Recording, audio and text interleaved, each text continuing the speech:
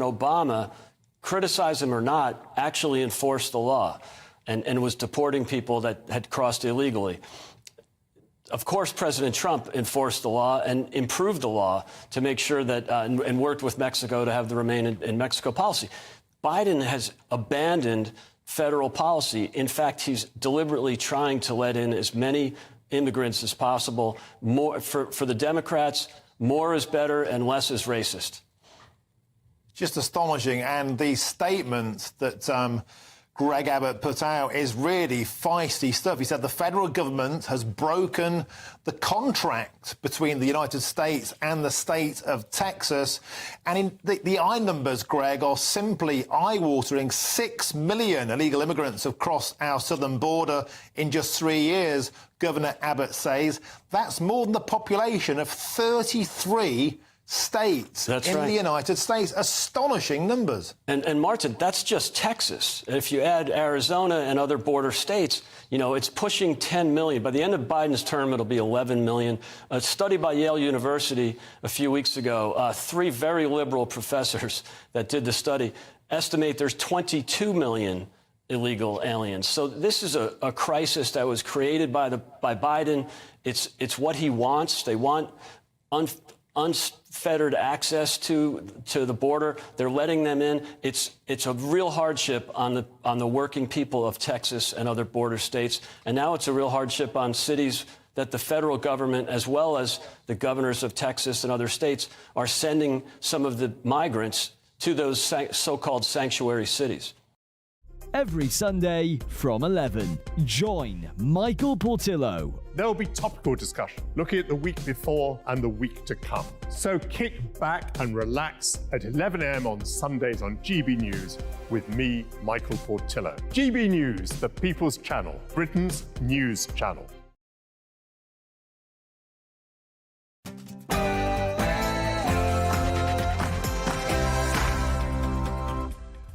It's 9:30 on Monday, the 12th of February. This is Britain's Newsroom on GB News with me, Andrew Pearce, and Pip Thompson.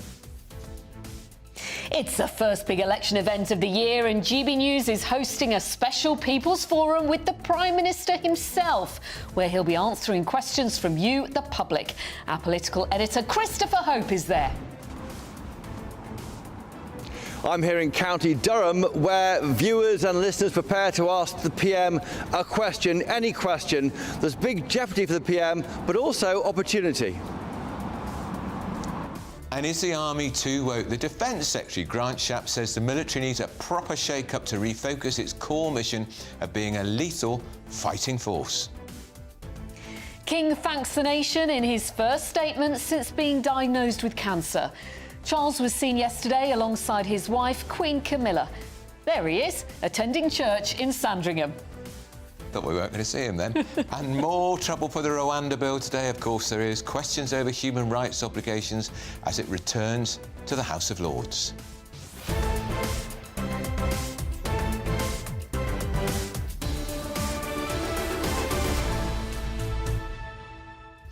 So what do you want to talk to us about? There's lots to get stuck into this Monday morning. Email us your views, gbviews@gbnews.com. First, though, let's bring you bang up to date with all the latest headlines. Here's Tatiana.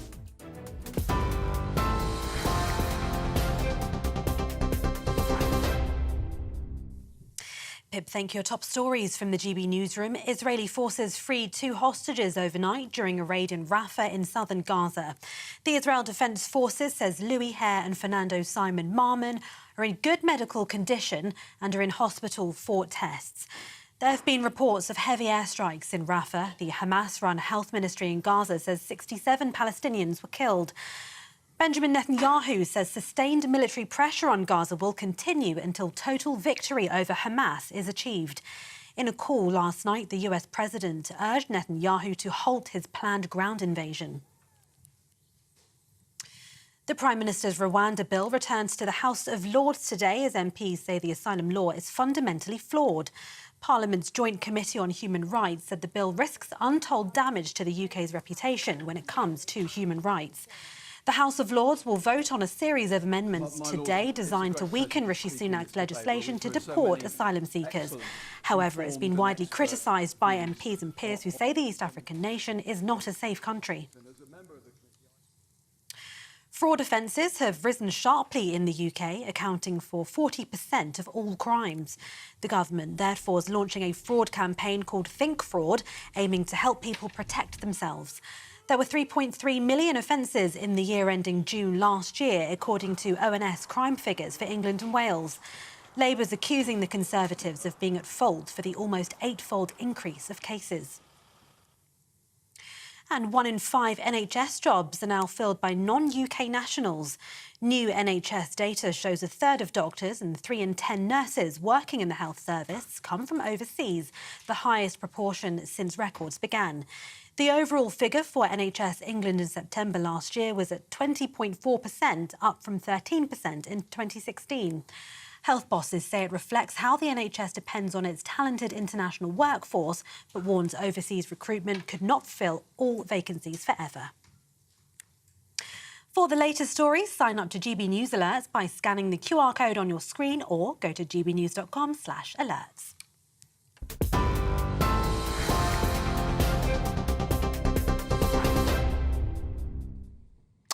Well, good morning and welcome to Britain's Newsroom on GB News with me, Andrew Pearce, and Pip Thompson.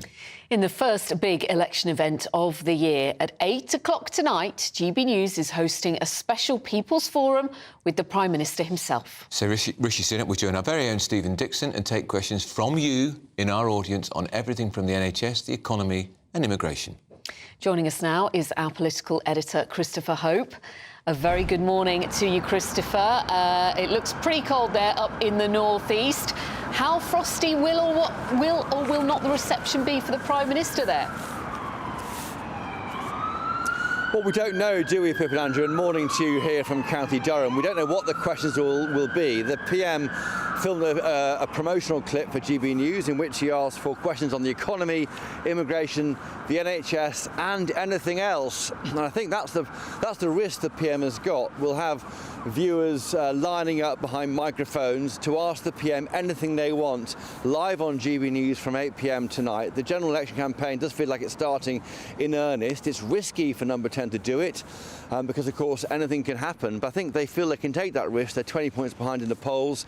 In a sense, if they can get that kind of relaxed Rishi Sunak that some of us are lucky enough to see behind closed doors when he's not on camera and almost in a kind of a battle with a journalist, that relaxed Sunak might win some voters over. That's what the opportunity they're taking at Number 10, but there's risk attached because he could come undone. I mean, viewers may want to ask, why does the PM apparently pay 20% tax when he's a millionaire? I mean, that's what I would ask, certainly after the disclosure of his tax affairs late on Friday night, and he hasn't answered a question yet on that. So all sorts of issues might come up, and that's what might happen tonight on GB News, so do tune in.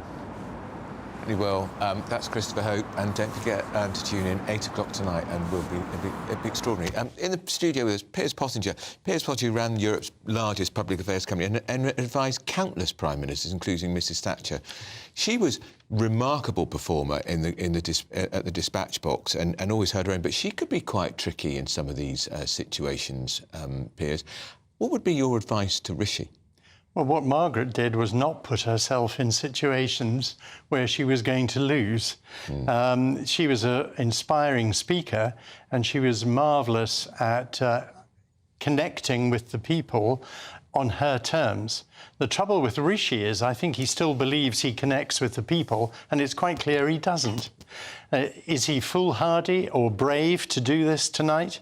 I think it's a bit of both. I think it's high risk, and I doubt he's going to come out of it terribly well. In my view, it's not Rishi Sunak, it's Rishi Soon Gone, because I'm afraid to say every ministry seems to be a mess. Nothing is getting done that needs to be getting done. It's very hard for him to list, other than Brexit, which he wasn't actually really involved in, to list any major achievement of the Conservatives over the last 13 years. I mean, Labour have got plenty to work with. He's also got a very bad week coming up with the by-elections, I fear, and then in a month's time, his last budget, or Jeremy Hunt's last budget, which having been talked up as an opportunity to do lots of populist tax cuts, is now being talked down by Jeremy Hunt, saying he hasn't got enough room. Now, if it's going to be a damp squib budget, and also they've got the mayoral election in London, which could have been a great opportunity to unseat the Labour mayor, Sadiq Khan, which they're not taking because they put in a useless candidate without any real support. And I suspect and fear Sadiq will win. So the horizons are looking very grim and gloomy for Rishi. I think but in his favour, because obviously you're very clear on where you stand on this, Peter. Yes. In his favour, at least he is now getting out. He is talking to your average person on the street. Well, I actually don't think he's too bad at doing that. I think when he is talking to people, I think he's not a bad communicator. He's spending 3 days a week now, we understand, on the campaign trail. That's not a bad thing, being up close personal with the public.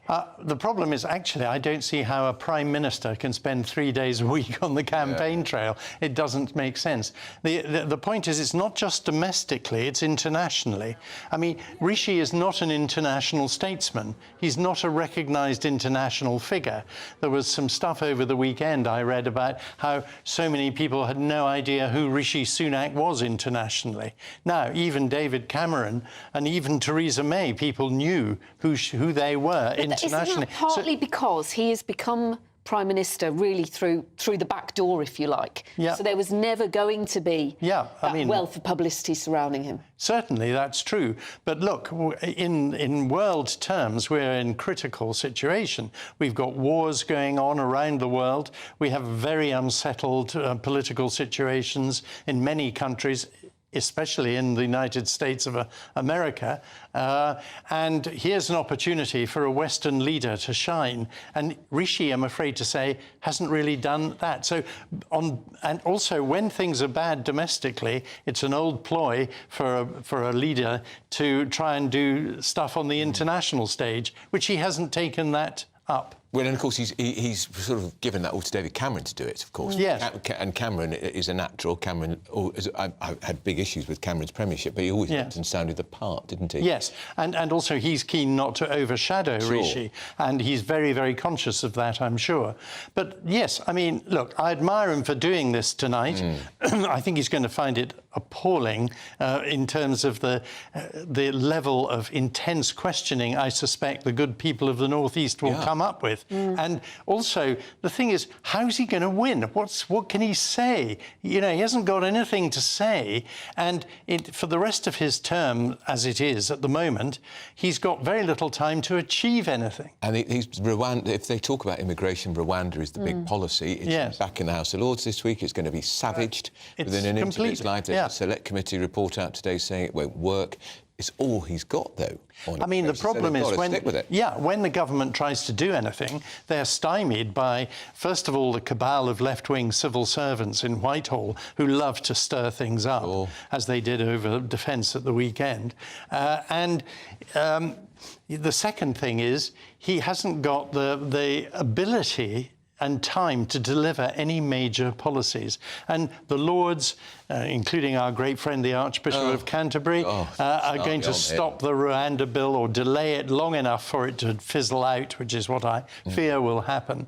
And even though Keir Starmer doesn't seem to have any policies, or if he does, he drops them. His last big one last week. Yeah, I mean, on Tuesday he said, yes, 28 billion for the green economy, and 2 days later they've scrapped it.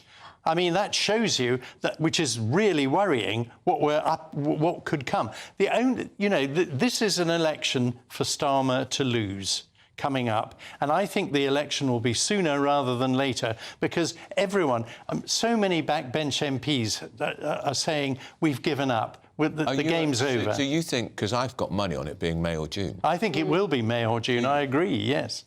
I think now, because soldiering on as a lame duck Prime Minister is not a very healthy thing.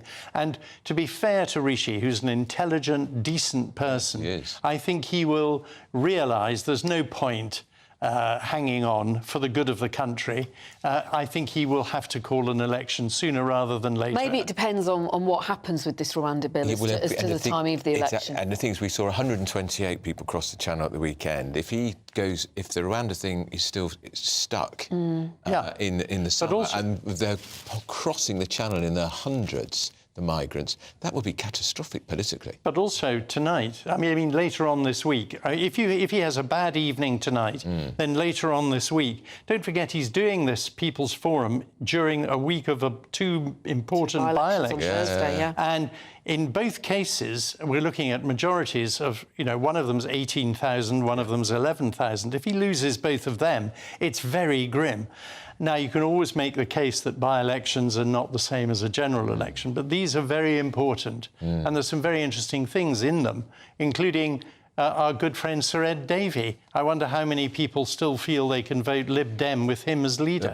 Because of the post office, yes. And you've got some very interesting ones. My favourite, actually, is the monster raving loony candidate in Wellingborough, who is one of his policies is to introduce the 99p coin, because it would help with change. I rather like that. Well, I'm all in favour of cash. And at least that's something that could happen. But I'm sorry, I'm obviously being silly there, but, Rishi's facing a dreadful week, a dreadful month, and not being able to do anything. I think he's in an impossible position. That's all the more reason to tune in tonight. Michael Gove says he's one of the most gifted leaders in the Western world. Well, that's Michael Gove for you, isn't it? Yeah, Michael would say that, of course, the Levelling Up Secretary. Yeah, and I'm sure as he says that, Michael is sharpening the knife he's about to put in his bag. Oh, I'm sure he means loyal Michael Gove. I just asked Boris Johnson how loyal Michael Gove is. Exactly, that's a good question, isn't it? Indeed. You're going to stay with us, Piers. Yeah. Because coming up next, is diversity and inclusion ruining our armed forces? You're with Britain's Newsroom on GB News. Tired of the usual focus-tested, pre-prepared Westminster runaround? Well, so am I. So you want higher taxes? Is your department to blame for this? Are you rethinking this policy? Every Sunday at 9:30, I'll be sitting down with those in power to get the truth about the issues affecting you. Let's be honest, we've known about the cost pressures of this project for years, not months. That's the Camilla Tominey Show, a politics show with personality. On GB News, the People's Channel, Britain's news channel. Britain's Newsroom, weekday mornings from 9:30. The EU rules are trying to choke even that. And I just think, I would join this protest in a heartbeat. And you are right to point out this stuff about them being right-wing. How dare they slate them as right-wing when these are real people whose livelihoods and are remember, being a lot of people who work in the farm industry, Malone, get paid very little money. They get paid. Agricultural workers are very badly paid. They get paid nothing, Piers. And, the profits... I think on Clark's Farm I read somewhere that I saw that when you sell it like a sheep's skin, it's 30 pence or something. Right. And you say, what? Yeah. And so you wonder how they can manage that. And I think after a year, Clarkson made a handful of pounds. He made like 90 quid profit or something. In a whole year working. But Carol makes a really good point, though, doesn't she, Nikki, about this idea that we go to the supermarkets, we shop there, we eat our food, we don't often give it a thing. And the farmers have become so frustrated by this idea that they are not respected. Absolutely. I mean, they're running what are effectively small businesses, often family businesses that have been passed down through generations. They also tend to know the land and the animals better than anyone else in those areas. I am all for green protests, I'm all for climate change activism, but actually... the only way you can do that is gradually. It's exactly what we've seen with Port Talbot. You can't just go in and say, you're not going to do it anymore this way. You've got to do it this way instead. The Tata Steel thing. Yes, exactly. You've got to do it this way instead. Lots of farmers are on board with protecting the planet, but they can't do it overnight. You've got to give them time. So they're protesting, they're saying no farmers, no food. When well, you say can't you get any more support obvious. some of these environmental protests, you're not one of these closet supporters of Just Stop Oil, are you? I'm not a closet supporter. I think I've been quite open about Just Stop Oil. No. I don't like all their methods, but I do like the message. Any of them. But I do appreciate the message. But sometimes you've got to do difficult things. What they're asking for now, those protesters, are unrealistic. What these protesters are asking for is not unrealistic. No. 2024, a battleground year. The year the nation decides. As the parties gear up their campaigns for the next general election. Who will be left standing when the British people make one of the biggest decisions of their lives? Who will rise? And who will fall? Let's find out together. For every moment, the highs, the lows, the twists and turns. We'll be with you for every step of this journey. In 2024, GB News is Britain's election channel. Hi, Rishi here. As Prime Minister, I'm focused on delivering your priorities. So tonight, I'll be on the road to join GB News for a special People's Forum, where I'll be taking questions from a live audience about the issues that really matter to you: the economy, immigration, the NHS. See you there.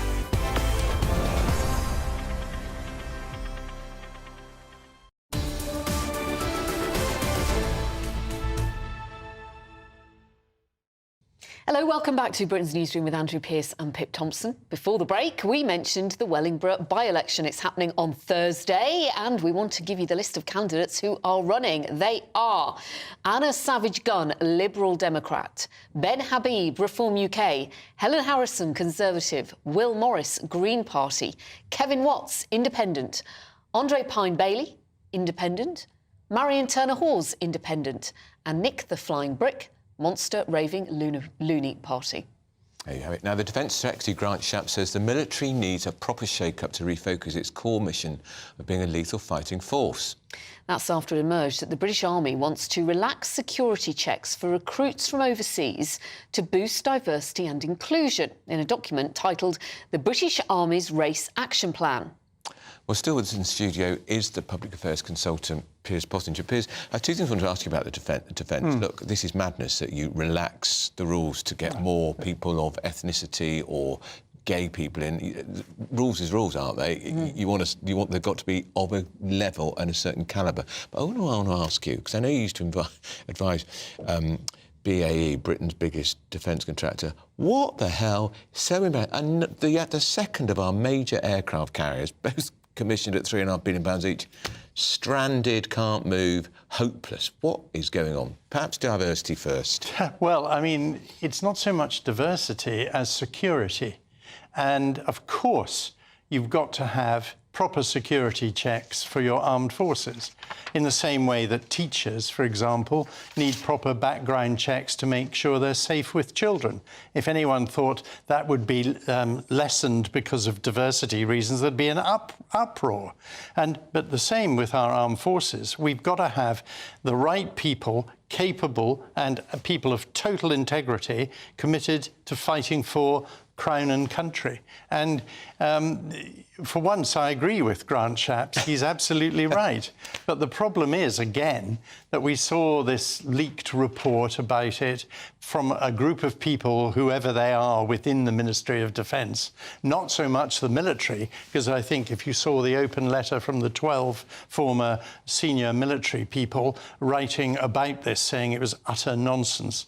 The military themselves don't want to lessen the checks, but it's people within the Ministry of Defence. Again, it smells of this cabal of wokery within the civil service that is doing immense harm to this country by stopping and stymieing progress if they don't like it or feel that it's not suitably woke enough.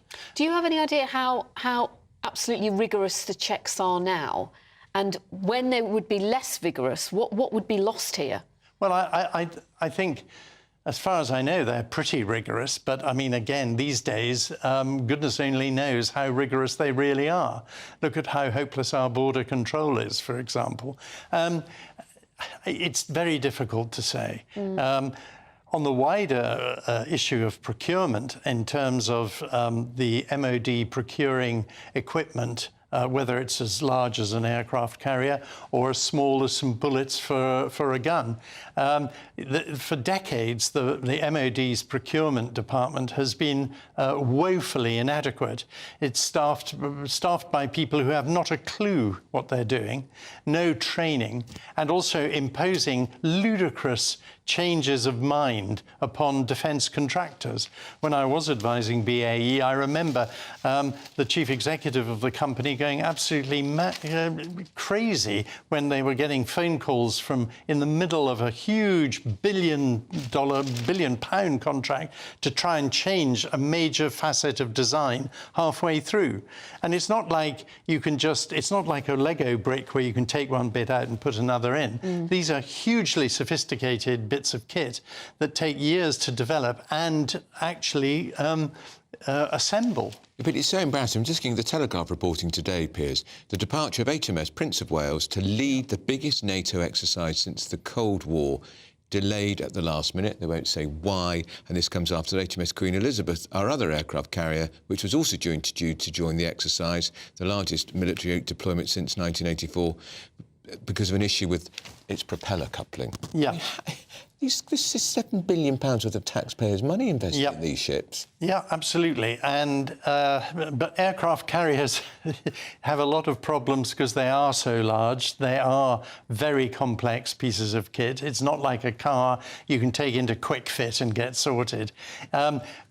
I think the first aircraft carrier you mentioned, the one that was meant to lead, is now going to Norway, and that suggests there's a special technical reason for it to go to Norway to be fixed. Right. But it is embarrassing. Well, Tom Hugenhart, the security minister, he's been doing the rounds this morning. Right. And, he's been asked about whether is it the case that it's because HMS Prince of Wales can only sail on a sunny day when a tide is going the right way. Is that what the delay could have been? How embarrassing. But Tom Tugendhat doesn't know the reason. He says that it's not acceptable, that it is sitting in the dock, but he can't explain what's happened. Well, I mean, I'm afraid this is indicative of the mess the whole government's in. Exactly. It feeds into the idea that nothing's working. It really does. The trains don't work. It's very ships sad. don't work. I mean, this is very sad indeed. And I mean, Britain's military was once the envy of the Western world, and in fact the whole world. And now, because of various cuts and various other reasons, it really isn't quite the fighting force it used to be. Grant Shapps uses the word lethal. I think efficient would be a better word. And, you know, you can't have a lethal fighting force if it isn't properly equipped. No, I'm afraid you can't. Embarrassing. Really embarrassing. Piers, we think we're running out of time, aren't we? Thanks very much so. Really great to see you. Always a joy to see you, Piers. We've missed you. And enjoy the People's Forum tonight. Yes, I will. I'll be glued to it, yes. Yeah, absolutely. Fingers crossed for Rishi, but I hope it goes well for him. I really do, but I think the game's over. OK. Right. Coming next, will the House of Lords let Rwanda flights get off the ground? That's next on Britain's Newsroom. A brighter outlook with Box Solar, sponsors of weather on GB News. Hello there, good morning to you. I'm Jonathan Vautry here with your GB News weather forecast provided by the Met Office. Quite a changeable week of weather ahead of us, but we start with low pressure situated to the north of the UK. Wind circling in an anti-clockwise direction around that means we feed in some quite cool polar air from the northwest. That air is also streaming in some showers. They'll be most frequent today across northwestern districts, heavy around at times, even falling as sleet and snow over higher ground areas of Scotland, Northern Ireland, the Pennines as well.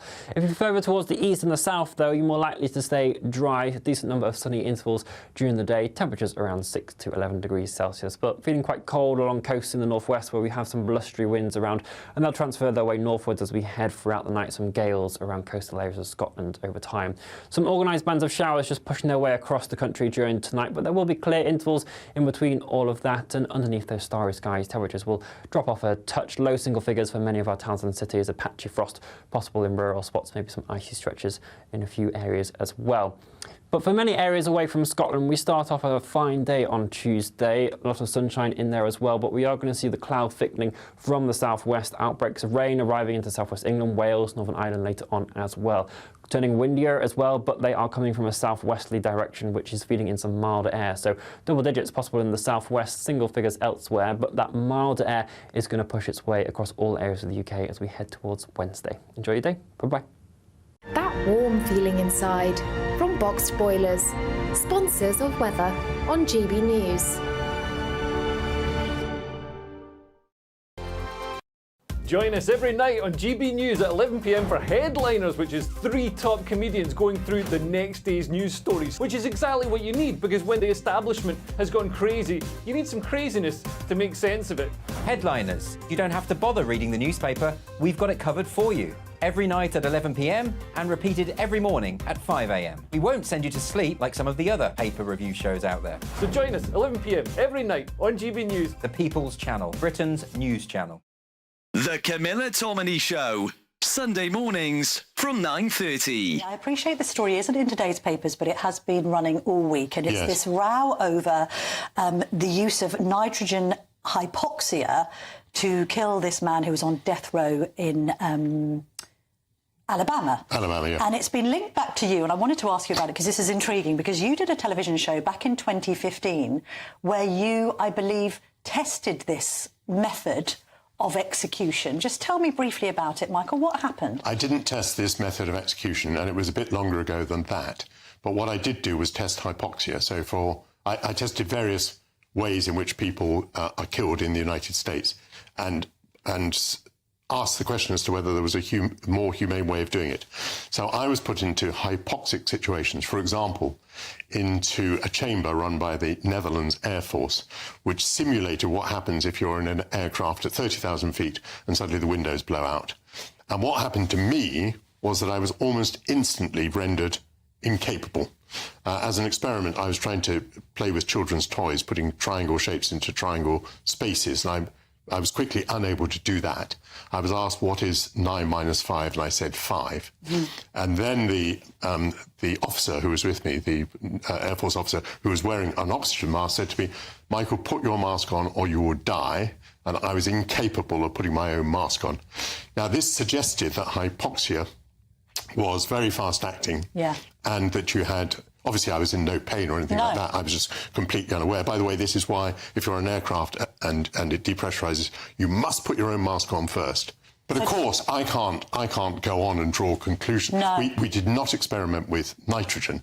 But what I can say is it was evident to me that hypoxia renders you incapable almost instantaneously. I think the most exciting bit for me is talking to people. People who I think are ignored often by the major news channels. We're going to give news they want to hear. There's a voice there that needs to be heard. I think there's a chance here for a diversity of opinion to be expressed, which you don't find elsewhere. It's really exciting. We don't hold back. We're free to say how decisions that are taken here affect us all around the country. Only on GB News, the People's Channel, Britain's news channel.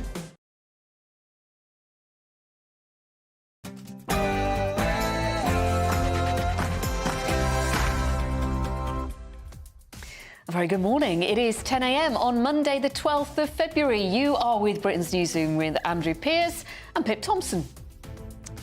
Well, it's the first big election event of the year, and GB News is hosting a special People's Forum with the Prime Minister himself, who will be answering questions from you, the public.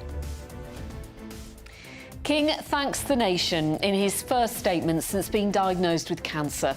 King Charles was seen yesterday with Queen Camilla attending church in Sandringham. And more trouble, of course, for the Rwanda bill today. A select committee has criticised it, and it's up in the House of Lords, where there will be a number of amendments, including one, we think, from the Archbishop of Canterbury.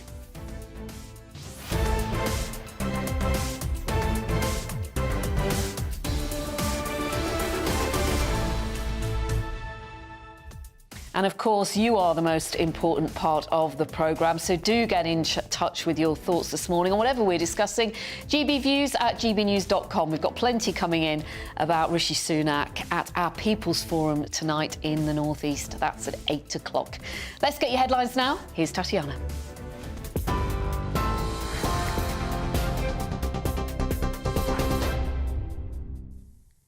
Pip, thank you. 1 minute past 10. Your top stories from the GB Newsroom. Israeli forces freed 2 hostages overnight during a raid in Rafah in southern Gaza.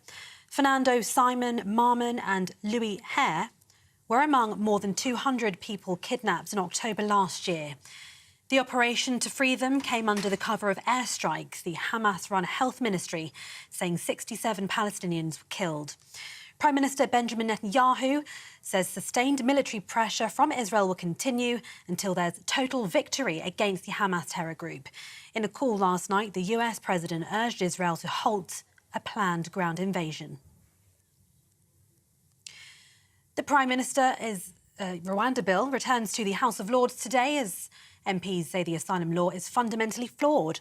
Parliament's Joint Committee on Human Rights said the bill risks untold damage to the UK's reputation when it comes to human rights. The House of Lords will vote on a series of amendments today designed to weaken Rishi Sunak's legislation to deport asylum seekers. It's been widely criticised by MPs and peers who say the East African nation is not a safe country. Excellent. Fraud offences have risen sharply in the UK, accounting for 40% of all crime. The government, therefore, is launching a fraud campaign called Think Fraud, aiming to help people protect themselves. There were 3.3 million offences in the year ending June last year, according to ONS crime figures for England and Wales. Labour is accusing the Conservatives of being at fault for the almost eightfold increase of cases. Security Minister Tom Tugendhat attended a raid in East London this morning. He says the government's doing all it can to minimise fraud. Well, it's down 13% year on year, so that demonstrates at the very least that we're extremely serious about bringing it down. And then the investment in officers, 400 new officers into the National Fraud Squad and the National Fraud Intelligence Unit, means that what we're doing is we're actually targeting fraud where it really matters. We're also organising an international fraud conference, which will be coming up in March. And all of this is working together with the Online Fraud Charter, which has already taken fraud very seriously on online platforms and managed to reduce it. 1 in 5 NHS jobs are now filled by non-UK nationals. New NHS data shows a third of doctors and 3 in 10 nurses working in the health service come from overseas, the highest proportion since records began. The overall figure for NHS England in September last year was at 20.4%, up from 13% in 2016. Health bosses say it reflects how the NHS depends on its talented international workforce, but warns overseas recruitment can't fill vacancies forever. And 20,000 new homes are expected to be created as the government provide a £3 billion boost to the Affordable Homes Scheme. The fund will give providers access to lower-cost fixed-rate debt to increase the supply of affordable housing. It includes homes for social rent, affordable rent and shared ownership. The scheme can also be used to revamp existing properties through energy upgrades. For the latest stories, sign up to GB News Alerts by scanning the QR code on your screen or go to gbnews.com/alerts. Now it's back to Andrew and Pip.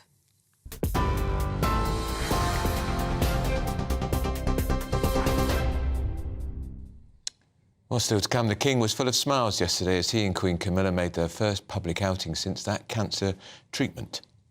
But first, the Prime Minister has proposed that Rwanda asylum law is fundamentally incompatible with the UK's human rights obligations and would flout international law. That, what I just said, made no sense whatsoever. No. So should we try that again, Andrew? I think we should. Right, so let's simplify this. Yeah. This is about the Rwanda bill that the House of Lords peers are going through. Yeah, and there's a report by the Human Rights Committee, Joint House of Lords, Joint Commons, says it's incompatible with international law. And with human rights obligations, and it's just not going to work. So we've been here before, haven't we? We have. We're back here again. So Parliament's Joint Committee on Human Rights is saying the government's Safety Rwanda bill risks untold damage to the UK's hard-won reputation as a proponent of human rights internationally. So, joining us in the studio to talk a bit through is former advisor to Michael Gove, Charlie Rowley. Charlie, this committee used to be chaired by Harriet Harman. It's stuffed full of a lot of lawyers. It's very what I call a very legalistic committee. And what they're concerned about is that the bill could mean that if the European Court tries to step in and say, oi, you can't take that person to Rwanda because they're human rights, the government's going to say, to hell. And we wouldn't be the first country to do that, by the way. Yes, I think that's right, and I think this sort of would back up some of the more hardline Tories, what they were sort of saying earlier on, so the Rob Jemmerichs, the Suella Bravermans, who were saying that this bill, in its current form, doesn't go far enough and it doesn't actually do what the Prime Minister would want it to do. But on the other hand, you will have, obviously, another set of lawyers who have a different set of opinions, who will be able to say, actually, no, the law is strong enough to allow ministers to decide where Parliament is sovereign, and it would be the minister to decide over and above the courts, and particularly international courts, if you decide that you need to deport someone. Priti Patel, the former Home Secretary, but one, but two now, but yes, cleverly, Braverman, then Patel, backwards, she suggested to the Prime Minister, and he took it on board, that there could be guidance to civil servants. You will do this. Yes. Ministers could say, you will do this, irrespective of if the European Court steps in and says the plane can't take off. Exactly, and there will always be critics. There will always be people with a difference of view, and there will always be people who would put in a claim post a deportation. But in terms of just getting the policy off the ground, you're absolutely right. There needs to be that advice to civil servants to make sure that they are adhering to UK law, UK legislation, the Rwanda bill that is going through Parliament. And if there is any challenge to that in the courts, OK, that can happen perhaps afterwards, but that should not be a blocker to doing what a sovereign UK Parliament has voted for, which is to deport illegal migrants to Rwanda, where we have an agreement with that country. But some people's problems with this is that the government is now saying Rwanda is a safe country without necessarily having the complete evidence to show that, because we know about their human rights record. We know that there's a very tough approach to dissent there.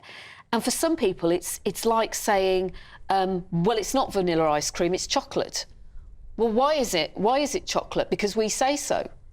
Yes, and I think it is an interesting move for the government to just simply legislate that a country is safe, therefore doesn't necessarily, some could argue, mean that it is. But I think that there will be enough scrutiny, and, the Home Secretaries have been, subsequent Home Secretaries have been there many, many times to obviously look at the Rwanda scheme, to look at the conditions, and they will judge ultimately that it is. We shouldn't also forget that the United Nations Council for Refugees has sent this year to Rwanda refugees from Libya, about 2,000 refugees to Rwanda. And yet the United Nations is throwing its hands up in horror at this terrible, racist, wicked Tory government trying to send people who've crossed the channel illegally to Rwanda to be praised, when they're sending people to live there too. They both can't be wrong. They both can't be wrong, exactly. And so I think there will be, as I say, opinions on both sides, and everybody will have a view. And I think it is just imperative for the government to make sure that this policy does work if it's got any chance of wanting to win the next general election. We're obviously talking about the People's Forum tonight with Rishi Sunak. Do you think this Rwanda bill, Rwanda policy, how does that play with voters in the North East where he is tonight? Do you think that is their top priority, immigration, or is it the cost of living? Is it the economy? There's talk this week that inflation could be on the rise again. Yeah, I think that's a great question. I think, every focus group that's conducted, I think it's the cost of living everywhere across the country, which is the number one importance. But I do think, migration is a key factor for particularly the north of England. These are constituencies that voted to leave the EU because they felt that, obviously, Westminster wasn't working for them. They voted Conservative for the first time in 2019, leaving the Labour Party because arguably Labour left them behind when it came to dealing with the issues that they wanted, which was listening to their concerns and having a sovereign parliament and taking back control of your money, borders and laws. And part of that is obviously taking back control of your borders. You want to make sure you have an immigration policy that is fair and where UK taxpayers' money is being spent on UK public services, not being spent on dealing with migration or having an influx of people that test communities, that puts pressure on public services. So I think for people particularly who voted Brexit, in that red wall, in those red wall constituencies that obviously switched to the Conservatives in 2019, it is a very big, important factor. But what I think is even more important is to get Rwanda off the ground, to get this migration policy done, which means then we stop talking about it. But is it actually going to get off the ground, Charlie, before the election? I genuinely believe that it will. I mean... You honestly do? I honestly do. And is Sunak timing the election around whether this flights get off the ground? I'm not sure about that. I mean, the reason why I personally do think it will happen is because it has to happen. I don't think there's any conceivable way that you can go into the general election as a Conservative to say, you know, we've spent so much time and energy and money on this policy and it still hasn't come into force. I think it has to happen, which is why I think it will happen. That doesn't mean it will It doesn't mean it will, but I think it will. But what I would rather see is I don't think a flight can take off just sort of days before the general election. You know, you can't fatten the pig on market day. You know, you have to make sure that this policy is out long before an election to say, we've said we'd do that, we've dealt with that, but now there are so many other issues that we need to talk about, whether it's the economy, whether it's housing. So you're saying we should be seeing a series of flights take off before the next election? I think, you know, flights should take off. I want one a day, every day, yeah, but for Andrew, weeks how and many months. people is that going to be, really? Well, they can take thousands. There's room for thousands, and they'll be expanding the space. But hopefully that then has the effect, doesn't it, of stopping the boats crossing the channel, because they don't want to go to Rwanda. And that is the deterrent, and that's what I think, you know, the Prime Minister's strategy is focused on, is making sure that those flights can take off so people can physically see and visibly see that actually if you do come into this country illegally, you will be deported. But do you think people in refugee camps in various parts of the world will know this? Will they actually know that? I think the word gets around. I think the way in which people are able to seek out people who are ultimately responsible, so criminal gangs should not be doing the practice that they do anyway, and sort of putting people on boats and shipping them over. I think people, in the way they can seek out those people, will soon be able to seek out the fact that if that happens, they will be deported. Let's ask you about the forum tonight. Rishi Sunak's not always brilliant, is he, in front of the camera? He can be a little tetchy sometimes. How big a risk tonight is the forum on GB News, 8 o'clock? I know you'll be tuned in. And I've cleared my diary. I shall be tuned in, and we have too. And I think it'll be I think it'll be a good outing for the Prime Minister. I think he'll do all right. I think he will. I think, look, because he is someone I think who is now going to the country, talking about the issues that people care about. He's being very open and honest about the challenges and some of the things he set out. So only last week he gave an interview talking about the challenges in the NHS, where he wanted to cut waiting lists. Arguably, that is on the back of some of the strikes that have taken place. That's what he would say, which has impacted on one of those 5 priorities. So I think he has to be very open with the public about the challenges that he's facing and the priorities that he wants to deliver on. And I think having that open conversation and open that direct... But nothing's going to change the fact when he stands in front of that audience that he is, you know, a gazillion times more wealthy than all of them. And that's not necessarily going to play well in terms of the empathy that people think he may not have. I mean, there's a poll, I think it's in the Portions Times today, saying that he is perceived to be less caring than the rest of the Conservative Party. Yeah. Well, I think ultimately, you know, in any kind of situation, so, I mean, I think you were talking earlier on about the wokerati in the army. You know, people don't care, you know, your background, your sexuality, the colour of your skin. They want the best people doing the job to serve us in the front line. I don't think people really care too much whether you went to Eton, whether you went to Oxbridge, whether you've got a lot of money or not. They want their politicians to deliver it, and if you're delivering... But do they not want them to be relatable as well? Well, they do, of course. I think it's all part of it, but ultimately it's just about delivery. And if you've got an economy where inflation, yes, you know, there are predictions, and there'll always be predictions, but inflation has come down. That is a tick in the box for the Prime Minister. For one of his priorities. It has helped with the cost of living. There's a lot more to do, and the budget on the 6th of March should help with that. But he's got to have that conversation with the public to make sure they understand how difficult it is. And of course, it doesn't matter if he's married to a stupendously rich woman, and he's very rich in his own right, but people might be surprised to have read in his tax return at the weekend he paid a tax rate of 20p. Why isn't he paying more tax? And that will be a question I'm sure will be asked about tonight. And he's obviously got very good accountants. and he'll have to answer it if he's asked that question. I haven't seen it, but that is a problem for him potentially. Well, I think he will just have to be open about it and say, look, you know, these are his finances, and you know everything is accounted for in a particular way. Sure it's all legal. And he'll have to explain that away. I haven't seen that, but he'll have to and what about people? And I think there is still a number of people in the Shires, for example, who want to see the return of Boris Johnson. Yeah. You know, he's still there. He's still sort of... Kwasi Kwarteng said it on GB News only yesterday. His shadow is still there. And then you say to people, why? And they say, well, because he's got a personality, i.e. Rishi Sunak hasn't, and we want a Prime Minister with personality. Well, I think I'd slightly sort of take that on to say that actually he's got more of a personality than anyone, it seems, in the Conservative Party. So Boris Johnson will always be the biggest personality, I think, in the room. But I think it wouldn't be too bad an idea, perhaps, the party and strategists in Number 10 to try and get Boris involved in some way to make sure that actually when you're going to the public at the general election, people can see that it is a united Conservative party, that actually the values that people voted for... Go off message, though, Charlie, because he's quite good at going off message, is Boris. There's always a risk for anybody going off message, but I think, look, if you can come together and use him in a particular way where it reminds the public why you voted Conservative in 2019 under Boris, why Boris will obviously be backing the Prime Minister, I'm sure that's something he will do publicly, obviously, if he hasn't already. Do you think he'll be back on the campaign trail? Do you think we'll see him? I think it would be in the Conservative Party's interest. I think it would be in Boris's interest. So is the answer yes? Yes. Will we see him? I think... With his dog?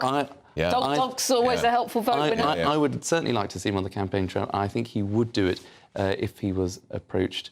But that is obviously for people far more highly paid and in higher positions of power than me. Yes, well, very interesting. Yeah. Charlie, always good to talk to you. Thank you.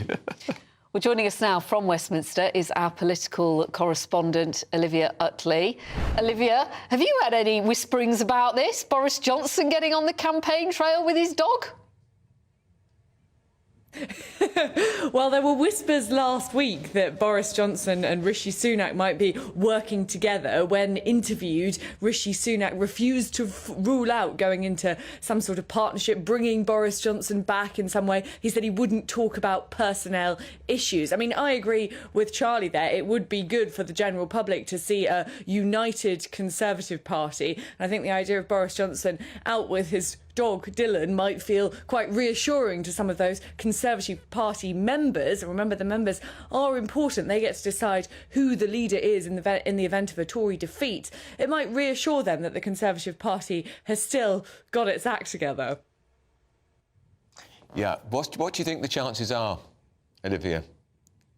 Because, I mean, the downside for Rishi is that he's overshadowed by Boris. Well, exactly, that is the downside. And to be honest, I was a little bit sceptical about Rishi Sunak suggesting that the two men have a very good working relationship. Rishi Sunak, of course, precipitated Boris Johnson's downfall by stabbing him in the front in July 2022. And we know that Boris's closest allies really aren't Rishi Sunak fans. If you look at the way Nadine Dorries, one of Boris Johnson's closest friends in Parliament, treated Rishi Sunak, suggests there isn't a great relationship between the two camps. Nadine Dorries said that she was going to stand down as an MP and then waited until the worst possible moment for Rishi Sunak before she actually triggered that by-election. And ever since, she's been sort of swiping from the sidelines. Of course, Nadine Dorries and Boris Johnson aren't the same person, but they very much are sort of singing from the same hymn sheet. So I think it's quite possible that this is all being sort of hammed up a little bit by CCHQ in the hope of getting the membership excited. I mean, to be honest, if I were Boris Johnson, he has a very, very comfortable life now. I can't remember how many millions of pounds he's managed to earn since leaving office as Prime Minister. But if you have a look at that house in Oxfordshire that him and Carrie now own, I don't know why he would be interested in coming back to frontline politics. But it might be quite satisfying for him, perhaps, to see Rishi Sunak coming to him with a begging bowl. The People's Forum tonight, Olivia, it's quite likely that the Boris fact question will be asked. In Number 10, is there much nervousness and anxiety about how well the PM will perform tonight? I think that's a really interesting question. I mean, Rishi Sunak's closest aides, his very inner circle, are still feeling positive about the general election. Pretty much everyone else in Number 10 and around Number 10 is not so hopeful. Rishi's closest aides are hoping that this is going to be a chance for Sunak to prove that he is relatable, that he can speak to members of the public, because that has been the big worry in CCHQ, that when Rishi Sunak gets on the campaign trail and starts talking to ordinary people, there is a worry that he comes across as out of touch, as incredibly rich. There's a nervousness, or I'm not sure if you remember that clip from a few weeks ago where Rishi Sunak was out and about and he got ambushed by a member of the public who was asking him about the NHS, and it sounded a bit as though he was patronising her, sort of talking down to her, telling her the way he is running things rather than listening to what she's saying. And I think for Rishi Rishi Sunak's allies. Tonight is a chance for him to show another side of himself. He'll be getting questions from members of the public, undecided voters picked by a Survation poll, nothing to do with GB News in terms of the makeup of the audience. And Rishi Sunak will have to answer them and then possibly listen to how satisfied they were with his answer. And I think that's going to be a real challenge for him and will be a fascinating start to the election campaign. Absolutely. Well, we're all looking forward to it here, and our viewers and listeners are too. Absolutely. Yeah, don't forget you can listen on the radio too if you're driving home or if you're at home. So don't miss it. Yeah, you can be sure it's going to make some headlines. Oh, for sure. It'll be wall to wall. Now, earlier in the programme, we mentioned the Wellingborough by-election. Here is the full list of candidates running. They are Anna Savage-Gunn, Lib Dem, Ben Habib, Reform UK, Helen Harrison, Conservative, Will Morris, Green Party, Kevin Watts, Independent, Andrew Pine-Bailey, Independent, Marion Turner-Hawes, Independent, Nick the Flying Brick, Monster Raving Looney Party, Jen Kitchen, Labour Party, Alex Marola, Britain First, Ankit Love, Jay Malala, Post-Mortem, Independent. I think that's the lot.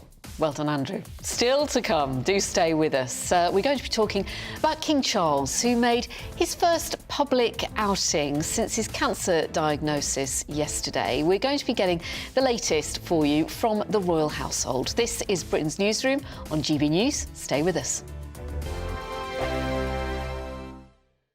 Wake up to the headlines with Headliners every morning at 5 a.m. We treat you to the day's biggest stories before anyone else, 7 days a week. You can catch up on everything you need to know before you've even had your kippers. Headliners every morning at 5 a.m, only on GB News, the People's Channel, Britain's news channel. Good afternoon, Britain. Weekdays from midday. Chris, what is the preferred way in which the police go about their business at the moment? There's these two strands of thinking. Evidence-based policing versus bobbies on the beat. It's very, very difficult. The problem that police have got, basically, is that they're too thinly spread, and it's too much is expected of them. There's a long list, isn't it? Every month we hear police need to do more about this, police need to do more about that, and police do their best. They're overwhelmed with bureaucracy. I mean, when I was a young PC, if I took a shoplifter in, then I'd be in and out within an hour. You take a shoplifter in now, and you're doomed for the rest of your shift for 6 or 7 hours dealing with the bureaucracy. Police want to get back in those communities because community policing is really the core of policing. But such are the demands on their time at the moment and the bureaucracy and the fact that they are struggling now to retain experienced officers. People are hemorrhaging out of the police and new recruits coming in haven't got that experience, and there's a good chance they may not stay anyway. So there's all sorts of problems. And for the Home Secretary to glibly say he wants more done, frankly, clearly shows he's got no understanding of the pressure police are under. And of course the constant criticism that they face across the board. Very rarely do you actually hear of police officers getting praised for acts of bravery or acts of compassion. So there's a problem with morale in the police force, and clearly a problem with the Home Secretary, who needs to get out there and talk to officers on the front line who frankly are struggling. And last night, of course, was a graphic example. Every Sunday from 11, join Michael Portillo. There'll be topical discussion, looking at the week before and the week to come. So kick back and relax at 11 a.m. on Sundays on GB News with me, Michael Portillo. GB News, the People's Channel, Britain's news channel. When the news happens, it happens here. And really important breaking news. Breaking news this morning. On TV, radio and online, the news starts here on Britain's Newsroom. All the biggest stories and the answers that you need from across the UK and beyond. Join Britain's Newsroom from 9:30 on GB News. The People's Channel, Britain's news channel. Hi, Rishi here. As Prime Minister, I'm focused on delivering your priorities. So tonight, I'll be on the road to join GB News for a special People's Forum, where I'll be taking questions from a live audience about the issues that really matter to you: the economy, immigration, the NHS. See you there.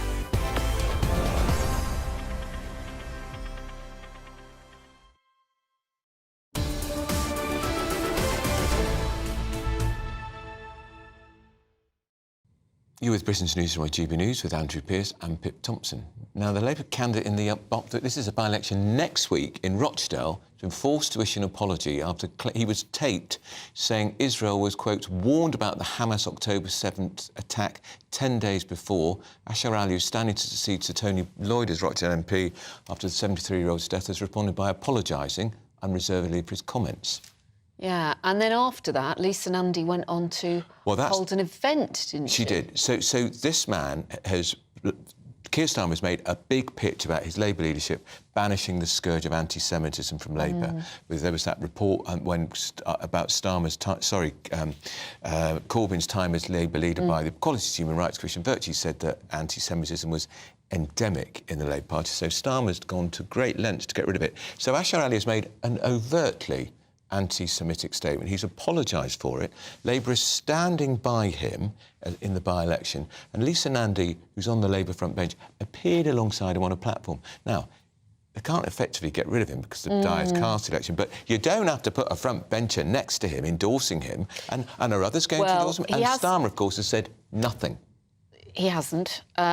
Ashar Ali has. He has released a statement in which he apologises for his comments. He says, I apologise unreservedly to the Jewish community for my comments, which were deeply offensive, ignorant and false.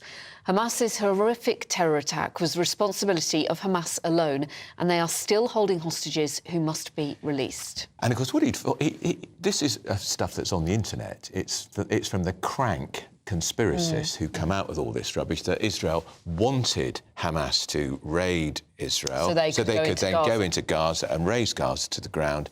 And so this is hugely embarrassing for the Labour Party, hugely embarrassing that he's been caught in the act because he was secretly taped.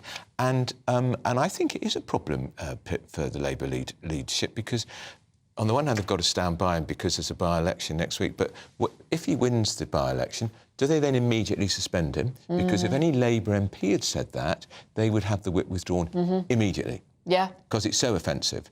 And what way to start as an MP, if that... Yeah. And Nick Thomas-Symonds, who was on Good Morning GB News Breakfast this morning with Eamon and... wasn't Isabel, was it? It was Ellie. Ellie, yeah. He's the shadow cabinet officer. He said what the candidate said in Rochester was deeply offensive and it was right that it was apologised over. But it's a problem because this is going to run right until the by-election next week. Yeah, and beyond. And beyond, possibly. Well, and I say the pressure will be if he wins because...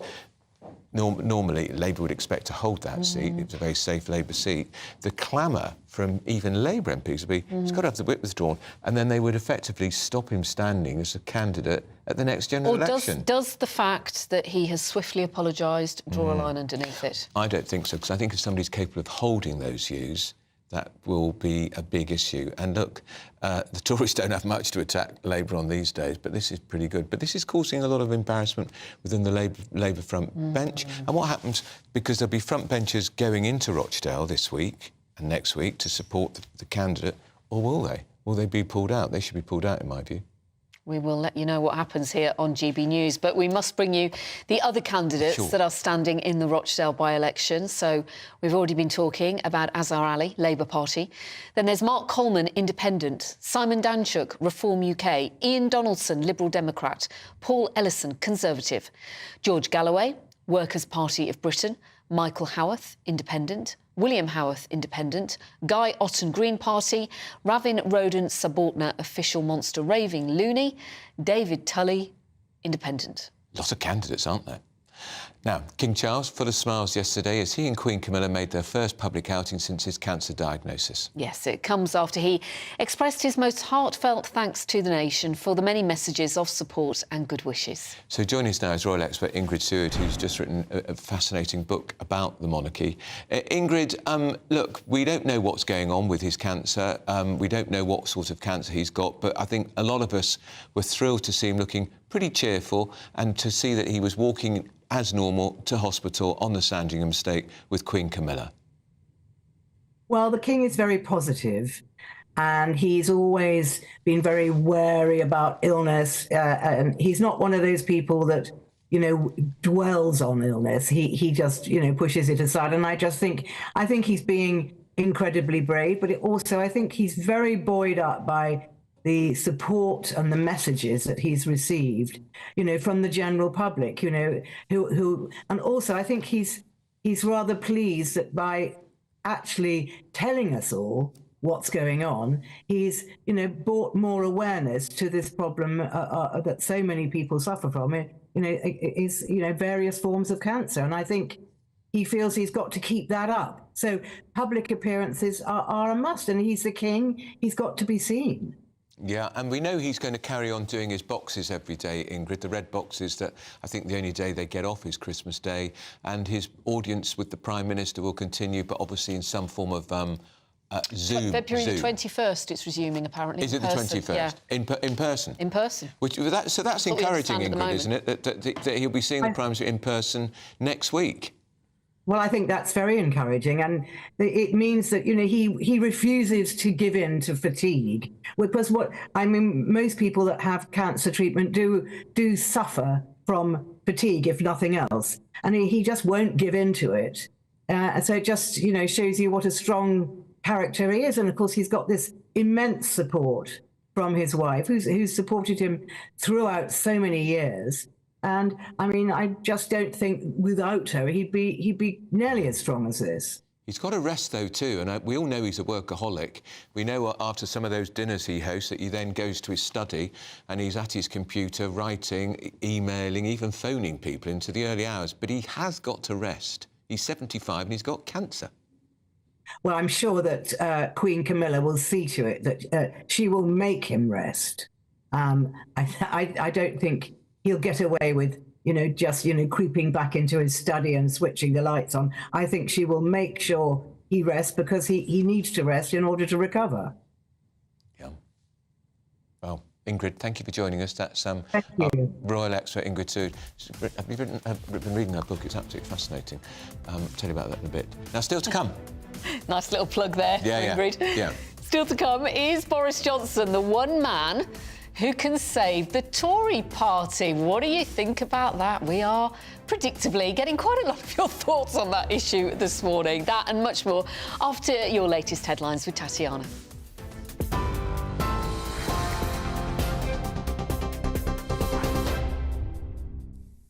Pip, thank you. 10:33. Your top stories from the GB Newsroom.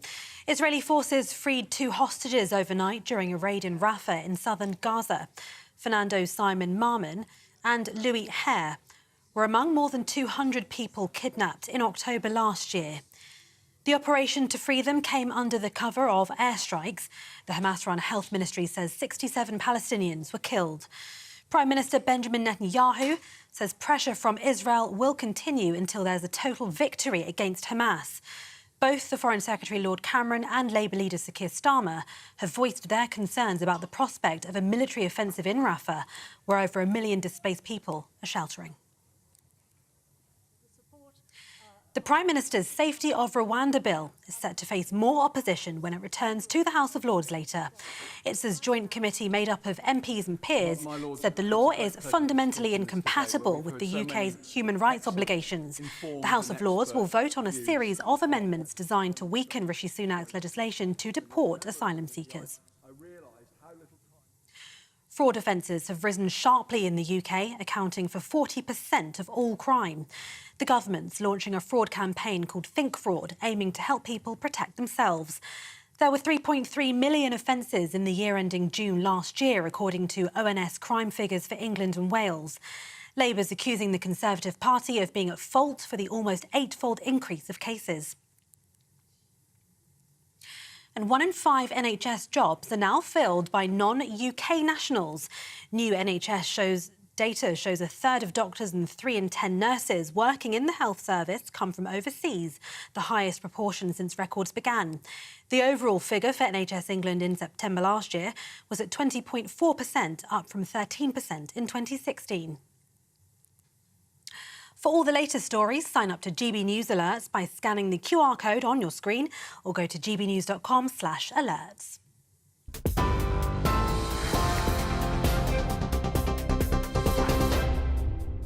For stunning gold and silver coins you'll always value, Rosland Gold proudly sponsors the GB News Financial Report.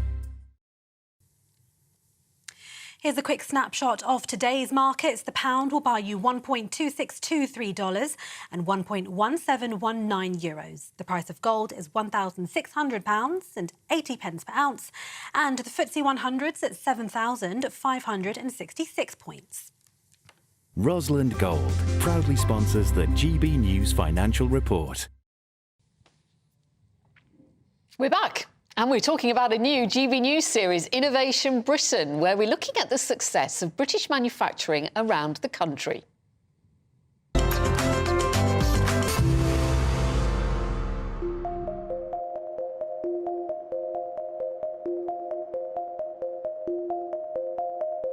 We've come to Tunbridge Wells and we're not just in any machine shop. Jota are very special. Now, who are Jota? So Jota, we're a World Endurance Championship race team. Along with the motorsport heritage, you obviously need a lot of manufacturing background to support this industry. And that's why we got this dedicated machine shop to support exactly that. And how important is the motorsport industry to the UK economy? Oh, it's absolutely massive, you know. 7 out of 10 F1 teams are based in the UK. I mean, it's a £1 billion industry. We're a global leader in this economy, in this sector, employing thousands. And how do small shops like this contribute to that massive industry? I mean, like the background of us, we are doing a lot of R&D work. I mean, the technologies, they're not even out there yet to the general public. We come in, we design the process and the parts, and eventually you'll see these parts being manufactured in the millions by big OEMs. And what is it about having a small machine shop like this that lets you do such advanced engineering?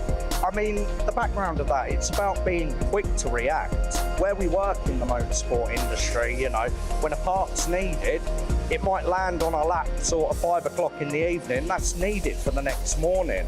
With that, we develop the processes, how we can go and develop things and get them out there to industry quick. The technology here that we do in motorsport, that trickles down to the automotive sectors. And it's things like you see in your family car, you know. You can thank people like us for why you're getting your MPG.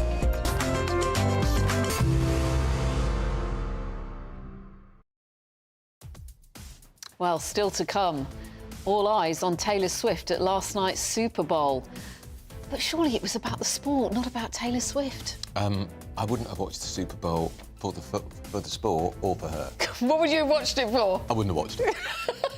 What I'd do have you been glued to GB News, obviously. Did she steal the show? Andy Murray, he's been pretty sarcastic. He's been jokingly congratulating her for winning it because she was the centre of attention because, of course, her boyfriend, isn't he? He plays for the Kansas City Chiefs. Anyway, we are having a little chit-chat about that. Andrew cannot wait. This is Britain's Newsroom on GB News. Now then, Lee Anderson here. Join me on GB News on my show, The Real World, every Friday at 7 p.m. I'm not eating bloody cat. Are you Delicious. mental? Open your mouth. OK, here comes a train. Reminds me of the scene in Singing in the Rain. Adam, is that a good one? Whoa! Join me at 7 on GB News, Britain's news channel. GB News Breakfast. Every day from 6 a.m. Marnie says being sexy in business is entirely possible and maybe even better. Well, Marnie, this is something I say is true. I've had to live with this for quite a long time. And I think you can do both. Now, tell me, it's lovely to see you, first of all. Thank you for having me. In all your gorgeousness. And you're telling me that often is regarded as something derogatory or something to hold you back. Is that right? It's just this really unfair thing, this really unfair narrative that women can't do both. Even men can do it, as you know, Eamon. You can do it. You can do it all.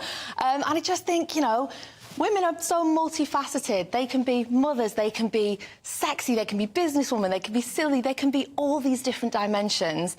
And this press push that we have to limit ourselves to one category, it's just unfair. But do you think that is where some people may be wrong-footed or go wrong to underestimate you? Exactly. There is that saying, disarm with charm. So, you know, that there is that idea that people do look at someone who cares about how they look, who's perhaps a bit feminine, and underestimate them. But hopefully I've proved that wasn't the case in the boardroom. And thank goodness for Karen Brady. She's definitely upped the glam stakes on the show. And if anybody can prove that you can be sexy and successful in business, I suppose it's her, really. But where do you think most of the criticism comes from? Because I have to say, hard to believe, but when I was younger, I certainly got a bit of this at my old employer, being told that I had to dress a certain way, not to be too sexy, which I found hugely you were told this by women. I was told this by a female boss who didn't like me wearing zips on the back of my dress. Not just me, but some of the other presenters there. And I took such offence. I felt like she thought that I was some sort of, I don't know what.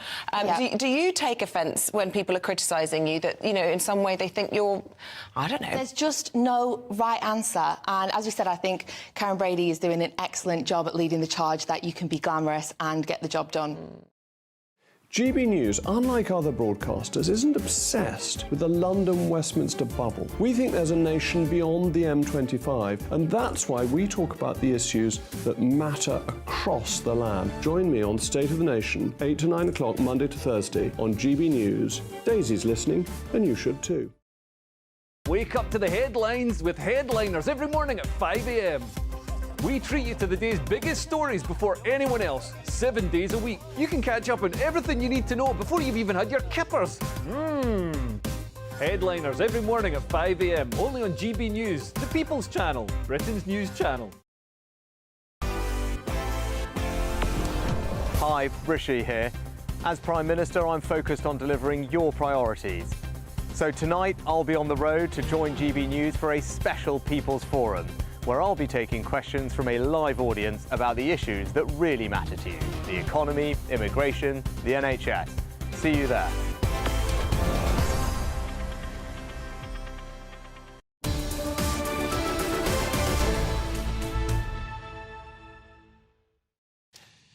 It's 10:42. You're with Britain's News on GB News with Andrew Pearce and Pip Thompson. And a very good morning to our panel today, this Monday morning. Former Labour advisor Matthew Laza. Good morning. And author and broadcaster Emily Wolfe. Great to see you both. Matthew, what should we start with? Well, I think we're going to start with Kwasi Kwarteng, the former Chancellor, briefly. More briefly than he wanted when Liz Truss sacked him when he was at 30,000 feet, coming back from meeting in the States. But anyway, Kwasi was on GB News yesterday, and he has been saying that the Tories are in such a pickle that Rishi needs to turn to his predecessor and bring back Boris. We have a clip of that. Let's hear what he said.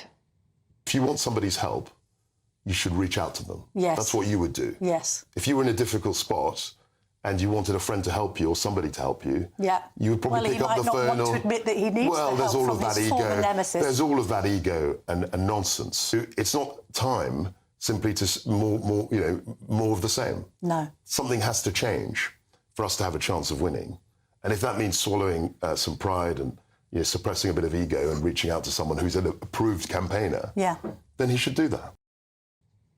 So that's the big challenge for Rishi now, is whether he does that. Well, you're, as a Labour man through and through, Matthew, would you be nervous that Boris is back on the campaign? No, I mean... Because he is a proven vote winner. You see, this is the thing, is I think it isn't actually about personality. I think Boris is a proven vote winner because in the 2019 election, he stood for something which was getting Brexit done, whether you wanted it done or not. He offered you a very clear option, and he offered a different sort of conservatism. He wanted, things like HS2. Now, the Tories have moved away from HS2. The hardcore Brexiteers would argue they haven't delivered Brexit in the way they wanted. And I think that people just feel disappointed with the government in general and what it's done. So I think the problem is they can wheel him out. I mean, yes, it would be a nice photo op. It will dominate the day or two that he campaigns, but it won't take away from the fact that it's the record they've got to defend. And sometimes they seem to be fighting against their own record in government. And I think that will be what conflicts with trying to wheel him out. I mean, we've got some views coming in on this. Jane Frost wants Bring Back Boris T-shirts made. Andy Stedman, good morning to you. You say you've always liked him, but one man doesn't make a team. The Tories are so divided, it's inevitable that we're going to end up with Starmer. I agree. Look, this man is completely discredited himself. As Matthew says, he was sacked at 30... Well, I thought it was 35,000, 30,000 Yeah, I know, feet. Mile High Club, anyway. He was sacked. He had 38 days as Chancellor. It's hardly a glittering record. Does something need to change? Yeah, absolutely. Would bringing back Boris really shift the polls, really shift that 20, 25-point lead? No. Would it further divide the Tory party? Yes. This is not what needs to happen, and it's not going to change the Conservative Party fortunes. I mean, yeah, Kwasi Kwarteng makes a good point that they need to do something. I don't think this is it. But is there not a suggestion, perhaps, Emma, that if he went behind the red wall, he would resonate much more with the voters than perhaps Rishi? And if he says, look, I know you're not going to get me, but I'm supporting this guy, so I want you to vote Tory. Is that enough? Is that enough, though? But it's a question of what he's offering, yeah. It's the issues that are going deeper. It's things like cost of living. It's things like immigration. There's not a lot that Boris can do about that. Absolutely. You know, for all the bluster and all the sort of, razzmatazz that you get with Boris, there'll be queues for selfies, but I'm not sure they'd be queuing to vote Tory at the polling stations. But he is such a good communicator. And you said earlier it's not about personalities, but I think for a lot of voters, right or not, it is. Well, I think it would be if I think it is about personalities partly when people come to pick the leader, because you want to know, who you're going to have as Prime Minister and what qualities they bring. But as he's clearly not going to be Prime Minister again if Rishi's the leader in this election, I think it really would be a fact that people would enjoy having him around, they'd enjoy the buzz, but actually their sense of betrayal is so big. I mean, for example, how's he going to defend 700,000 net immigration, etc., which is the things that people are feeling really angry about. And Boris Johnson was Prime Minister during a really extraordinary time. When you look back on the last sort of 4 years in this country, we're in a very different place right now. The country is on its knees, it's depressed, but we're not in lockdown. It was a very, very different time. And as you say, the international situation is very different as well. And Kwasi, who I rather mischievous, of course, knows that what's going to happen now all week, as we're here on Monday morning, is every Tory spokesperson on the media round is going to be asked, should Boris be back on the campaign trail? Michael Gove has already said that maybe they should go for a drink together to start negotiations. Oh, we'll see if that happens. Don't go anywhere, you two, and don't go anywhere either. We're going to be back straight after this.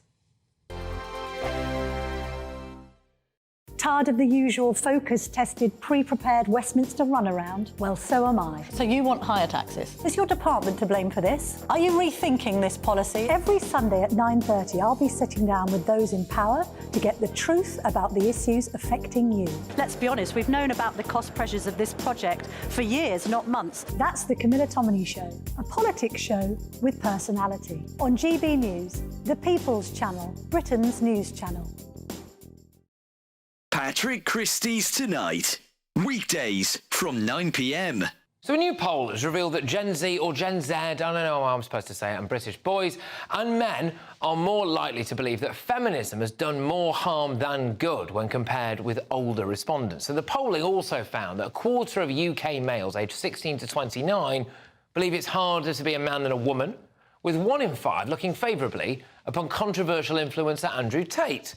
37% of them also agree that the phrase toxic masculinity is unhelpful. So, with Gen Z boys increasingly holding this view, has feminism done more harm than good? Let me know your thoughts. Email me, gbviews@gbnews.com, tweet me @gbnews, and make sure you take part in our poll. But I'll bring you those results shortly. Going head-to-head on this tonight are author and commentator Anna May Mangan and YouTuber and social media influencer Pearl Davies. Both of you, thank you very much. Pearl, I'll start with you. Has feminism done more harm than good, especially when it comes to these Gen Z boys?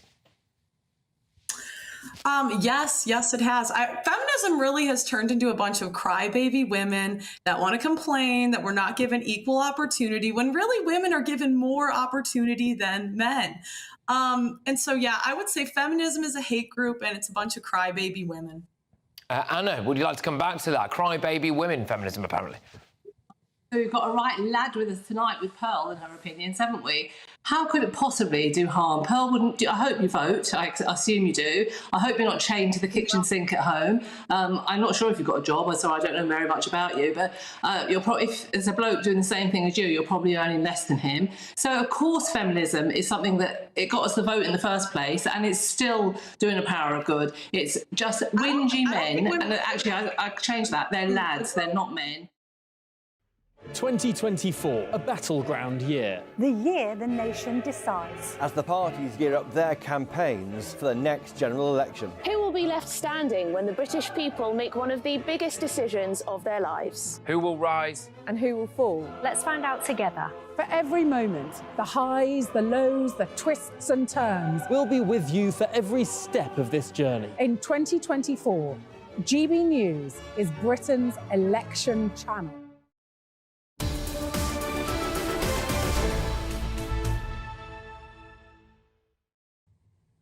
Still in the studio with us is former Labour advisor Matthew Larser and the author and broadcaster Emma Wolfe. Now, before we get into other papers, I just want to ask you, Matthew, the row over the Rochdale Labour candidate. Yes. Deeply anti-Semitic statement. He's apologised fully for it. He's been disowned by various Labour front benches. But only hours after that story came to light, Lisa Nandy, a very senior member of the Labour front bench, appeared on a platform with him. Why? Well, that's the question. I mean, I frankly, I can't defend Lisa doing that. I think she's got to, you know, if she was aware of the story, she shouldn't have done it. I mean, Labour's in a terrible bind on this because the truth of the matter is, if the nominations hadn't already closed, which means the names have already gone in for the by-election, you can't get his name off the ballot paper, you can't replace him as a candidate, you are stuck with him.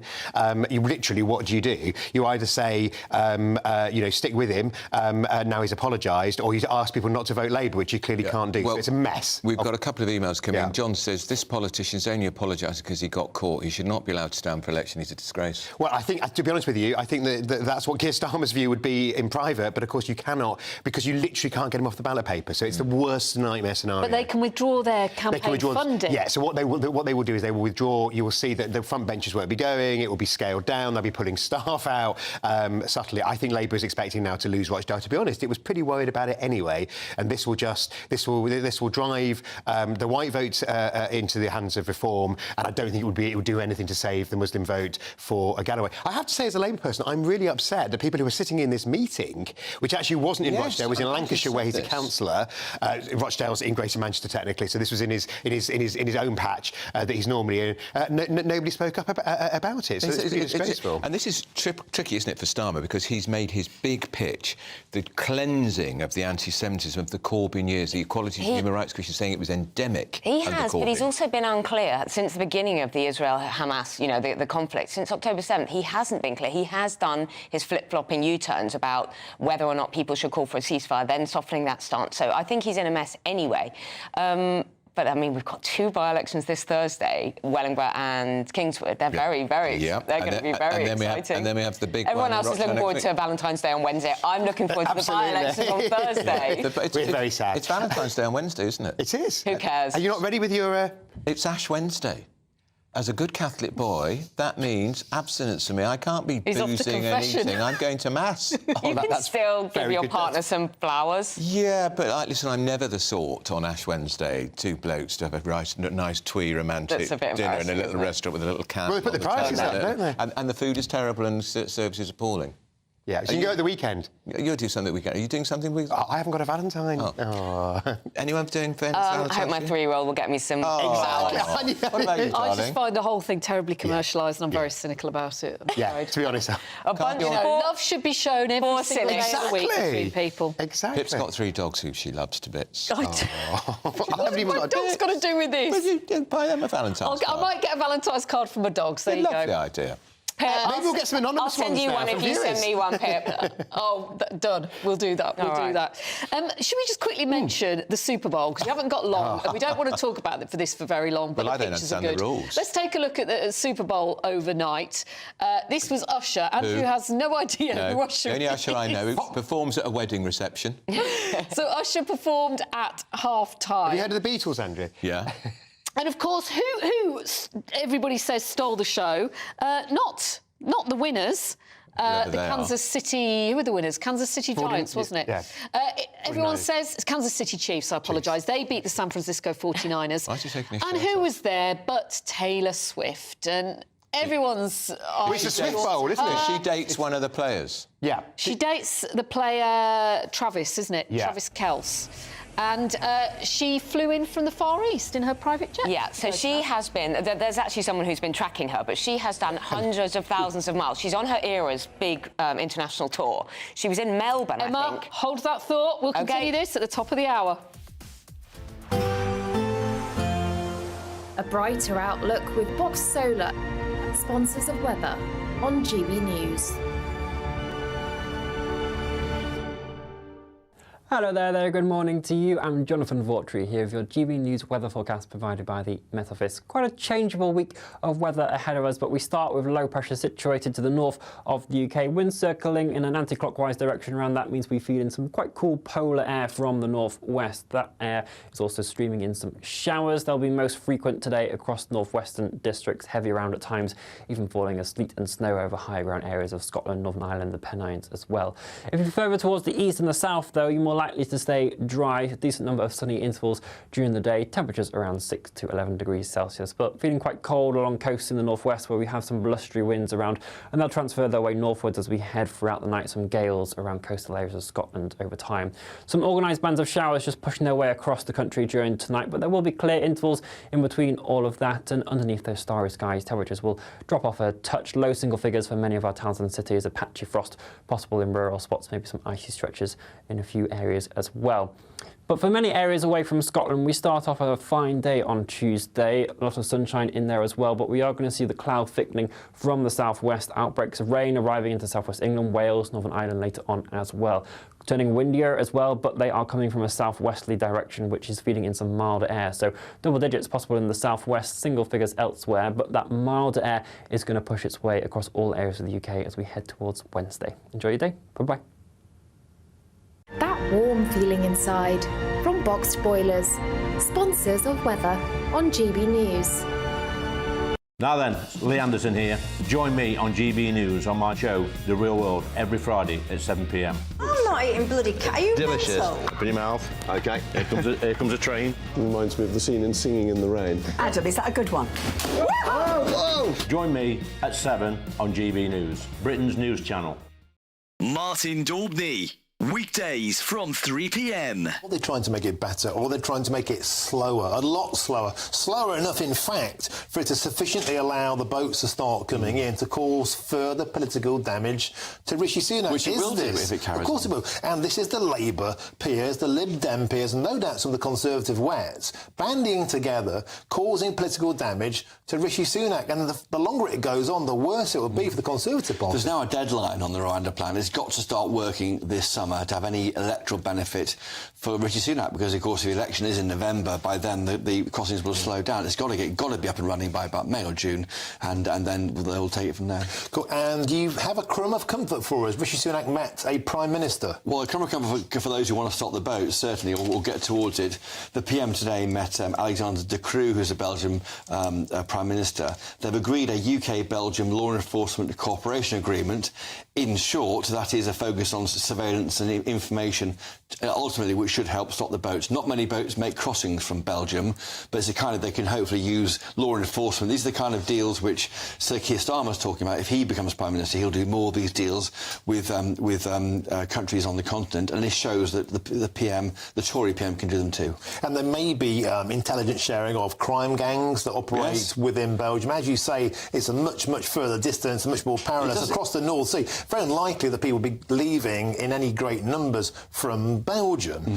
But nevertheless, is this of note, or is it a token victory against the backdrop of domestic it's loss? interesting they could do it with Belgium and not do it with the European Union, because so far we've been told the returns agreements can't be agreed with individual countries because they've got the European Union to talk to. Maybe this deal can be mirrored with France, and that might help with better cooperation, because basically after Brexit we're a sovereign country. We have to work on some areas more closely with our European neighbours. When the news happens, it happens here. And really important breaking news. Breaking news this morning. On TV, radio and online, the news starts here on Britain's Newsroom. All the biggest stories and the answers that you need from across the UK and beyond. Join Britain's Newsroom from 9:30 on GB News. The People's Channel, Britain's news channel. Your weekend starts here with Friday Night Live with me, Mark Dolan, 8 till 9 on GB News. Big stories, big guests and big laughs as we get you ready for a cracking weekend. That's Friday Night Live with Mark Dolan. Fridays 8 till 9 on GB News. Bring your own drinks. The admission's free.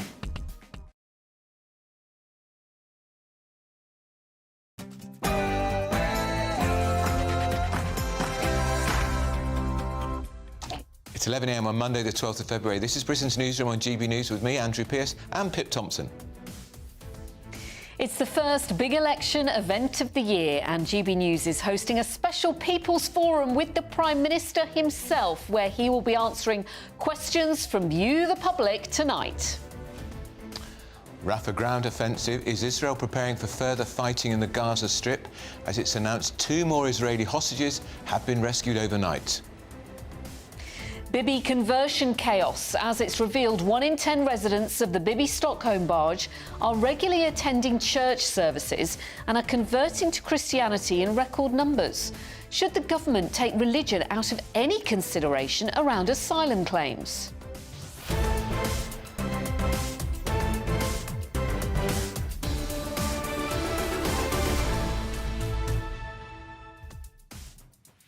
Well, let us know your thoughts on all of our talking points. I think that's a big talking point, actually, Religion. We're going to be talking about this a little later in the programme. Is it being exploited and abused? Yes, of course it is. Certainly is. And you know where to send the points to? You send them to... Where do we send them to? Andrew doesn't know. GBnews at gbnews.com. He only says it 50 billion times a week. I know. There we are. But first we're going to get the headlines, the news with Tatiana Sanchez.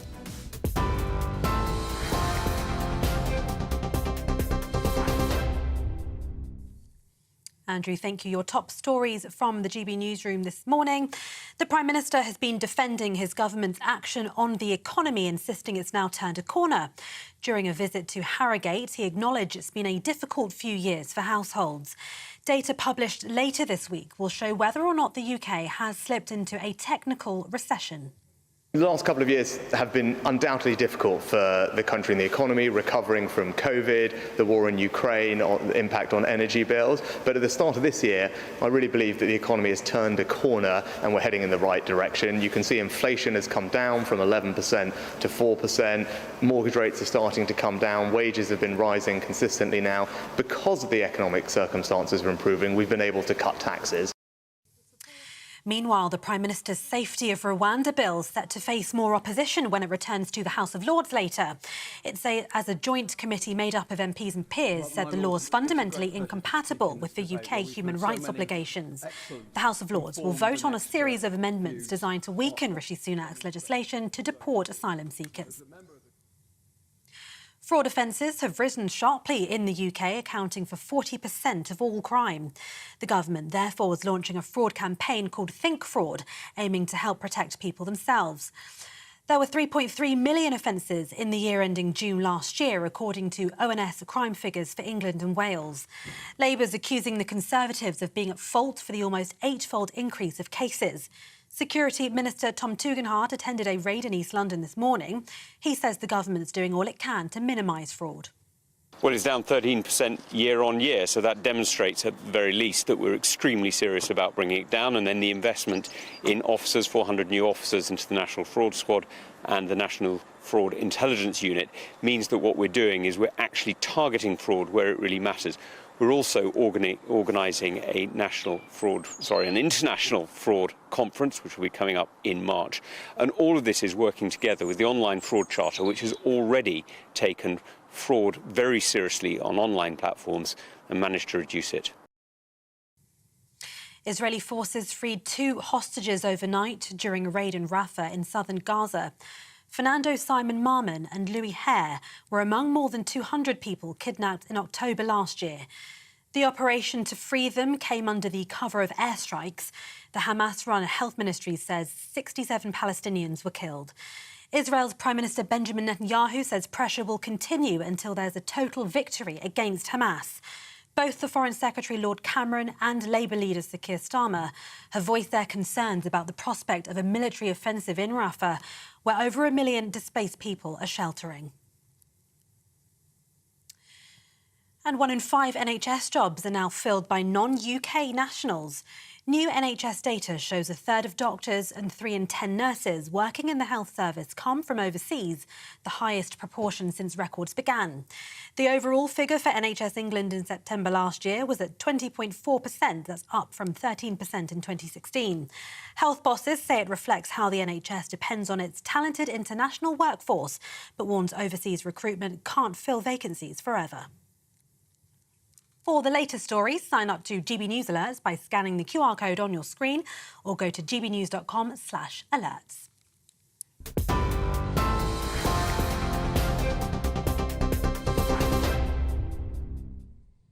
Welcome back to Britain's Newsroom. In the first big election event of the year, at 8 o'clock tonight, GB News is hosting a special People's Forum with the Prime Minister himself. So Rishi Sunak will join our very own Stephen Dixon and take questions from you in our audience on everything from the NHS, the economy to immigration.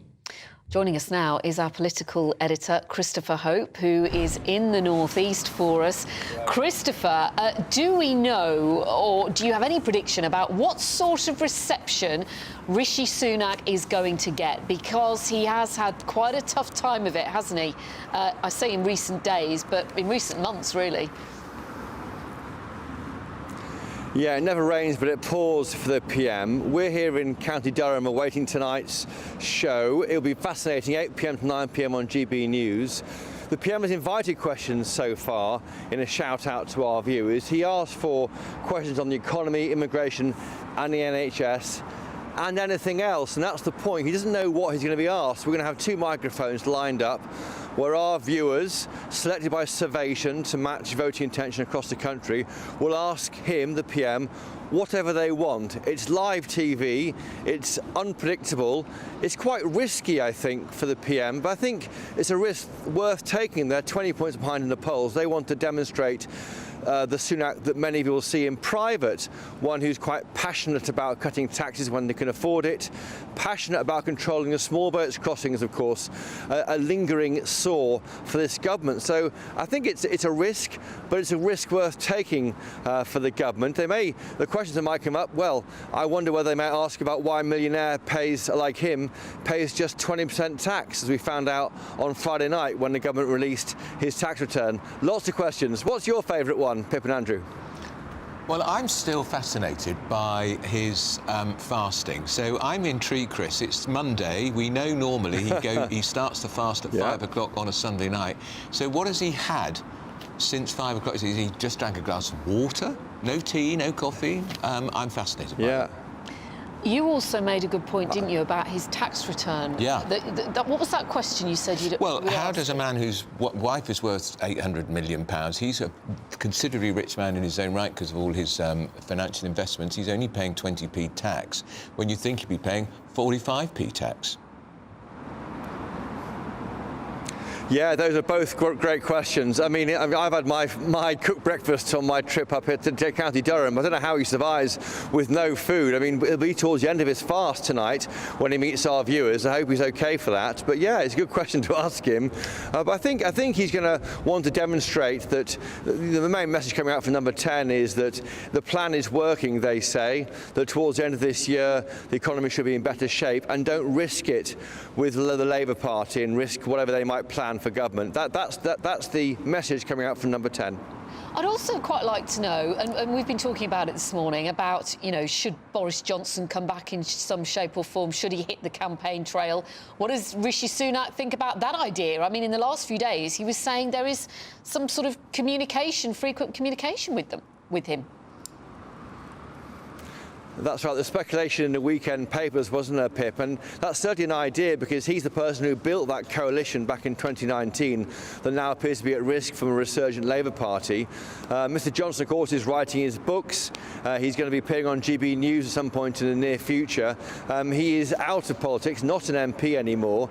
He may have issues personally with Mr Sunak over the way he resigned, didn't he, with Sajid Javid, which triggered the collapse of his premiership back in 2022, but set that personal issue with the PM against the possibility of a Labour government. And maybe they can get past their personal issues and come and campaign. Certainly, I would have thought many in the Tory side would want Johnson campaigning with them because he can cheer people up and unite that coalition of support that the Tories need to win back another 5th term in government. OK, political editor Christopher Hope. It promises to be fascinating. Thanks so much. Well, the Israeli military said overnight it had rescued 2 hostages from Rafah in the south of Gaza after a special forces raid. The operation was launched alongside a wave of airstrikes which killed dozens. It comes after warnings from global leaders over Israel's planned offensive in the city, where 1.5 million people are sheltering. Well, our reporter Charlie Peters joins us now in the studio for the latest. Charlie, what's happened overnight, and what's all the speculation and talk that he's going to go for a major ground offensive at Netanyahu? So last night around 1 a.m, Special Forces soldiers in the Israeli Defence Force entered an apartment in the centre of Rafah, where they successfully rescued 2 men aged 60 and 70, now being held in the Sheba Medical Centre, which is just east of Tel Aviv in central Israel. It's only the second successful operation they've launched to rescue hostages through actually military means, raising the number of hostages freed to 113. 110 have been rescued through ceasefire agreements with Hamas, and they've confirmed the death of 3 through their own military activities. So it is a successful morning for the IDF, but it's come at the same time as these airstrikes launched under the cover, and the airstrikes seem to have started within the hour after the beginning of the Special Forces raid, which was launched by Shayetet 13, which is kind of the Israeli equivalent of the Special Boat Service, so in a very elite force, also alongside their internal security services. Now, this has come in the background of significant opprobrium and pre-condemnation, as it were, from global leaders, in particular US President Joe Biden, who has described any potential ground offensive as disastrous and urged Bibi Netanyahu to have a credible plan for the protection of civilians. However, last night's operation was not the beginning of that offensive. If anything, I think it's shown many people, many commentators and analysts in the region that that offensive is not imminent. It's still some time away because they just don't have the means to conduct that operation and ensure that credible plan. If he goes ahead with that ground offensive, is he then in danger, Netanyahu? Because support with some countries is already fragile, because people maybe think his response has already been a bit disproportionate. If he goes ahead with that ground offensive in Rafah, could he lose the United States? Well, that is the big question at the moment, because there's so little places within the south of Gaza for civilians to be safe. I mean, over half of Gaza is now in and they're in this small area where they were told to go to, weren't they? Months ago, they were told to head south. That's where they are now, and they're not safe at all. And although we had those hostages released overnight, it did come at a cost. Women and children are suspected to have died in that offensive. And also, if they do this, then surely those negotiations towards getting more hostages out, and we keep being told there is progress there, that'll just go by the wayside, won't it? It's unclear to what extent either party is keen on those agreements coming into place. Throughout this conflict, I think Hamas has been more in favour of pushing forward a ceasefire, which is more in favour of their own military and strategic plans. Clearly, for Hamas, under significant aerial, sea and land attack, a reduction in fighting is in their favour. But at the same time, yes, I mean, we don't know a precise figure on last night's attacks. Hamas-run health ministry saying 67. Local press agencies inside the Gaza Strip saying over 100 casualties. And the IDF also being quite coy on detailing what those targets were. They said they were significant targets. Often I found with press briefings in the morning after aerial bombardments, they're very specific in terms of the nature of the attacks, often detailing command and control nodes, armories and other specific locations. But at the moment, that detail is lacking. So hopefully over the coming hours, we'll get more information there. But it is definitely the most significant military operation in Rafah since this operation started. Some of the people taking shelter in Gaza, in Rafah in particular, well over 1 million, will have been there twice, because they would have fled, gone back home, fled again. Of the 2 evacuation routes that were originally opened when those warnings to move south were issued in October, only one remains open, which is right on the edge of the coastal enclave. There is still that so-called humanitarian zone, as the Israelis describe it, on the coast, but space is very limited. Most people are living in tents. This is an acute humanitarian disaster, and Lord Cameron, the Foreign Secretary, Japan, the US, several other world leaders warning that if that ground offensive occurs, that dire situation will only worsen and millions of lives will be in dire straits. It's a big step for Netanyahu, whose support at home is very low, and I fear that's why he may go down the route of ground offensive, because he thinks it may raise his popularity. This is about his political survival. Yeah, his popularity might be at a difficult situation, but speaking to Israelis, as I have since the start of this conflict, even those on the left who are very critical of Netanyahu, there is an aura of no compromise and there will be no halt to the offensive until there is total victory. Netanyahu himself might be personally very unpopular, but the war in Gaza remains a very popular position among the Israeli populace, even among Arabs. People are keen for this war to continue. They want Hamas destroyed. They do see the 7th of October as one of the gravest days in their nation's history, and they want a total victory to ensure it doesn't happen But again. the hostages' families must be terrified because if those negotiations have made progress, the negotiations could collapse. And the negotiations could collapse at a time when it's still unclear where many of them are being held. When we're hearing last night that the rescue operation happened on a second-floor apartment in the centre of Rafah, but it's understood that dozens of the hostages are spread all over the Gaza Strip. Many of different groups, aren't they? With different groups, and also with different groups and different leaders under different circumstances. The tunnels are clearly much larger and much more in-depth and detailed than they expected. It's always been known that Gaza is an enclave of two zones. There's the subterranean layer. They haven't destroyed that tunnel network at all. Precisely, they're not even close. It is a labyrinth, and that operation, for many military analysts, are saying the clearest way to get hostages out in these situations, in these circumstances, has got to be through truce and through ceasefire. Because 3 rescued through military operation, it's only the second time in 4 months they've successfully done it. The numbers, you have to say, aren't great. OK. Charlie, thank you for your analysis on all that. OK, stay with us here on Britain's Newsroom. Still to come, the residents of Portland are complaining about the surge in conversion rates to Christianity from asylum seekers on board the Bibi Stockholm. So we're asking, should religion play any part in asylum claims? You're with Britain's Newsroom on GB News.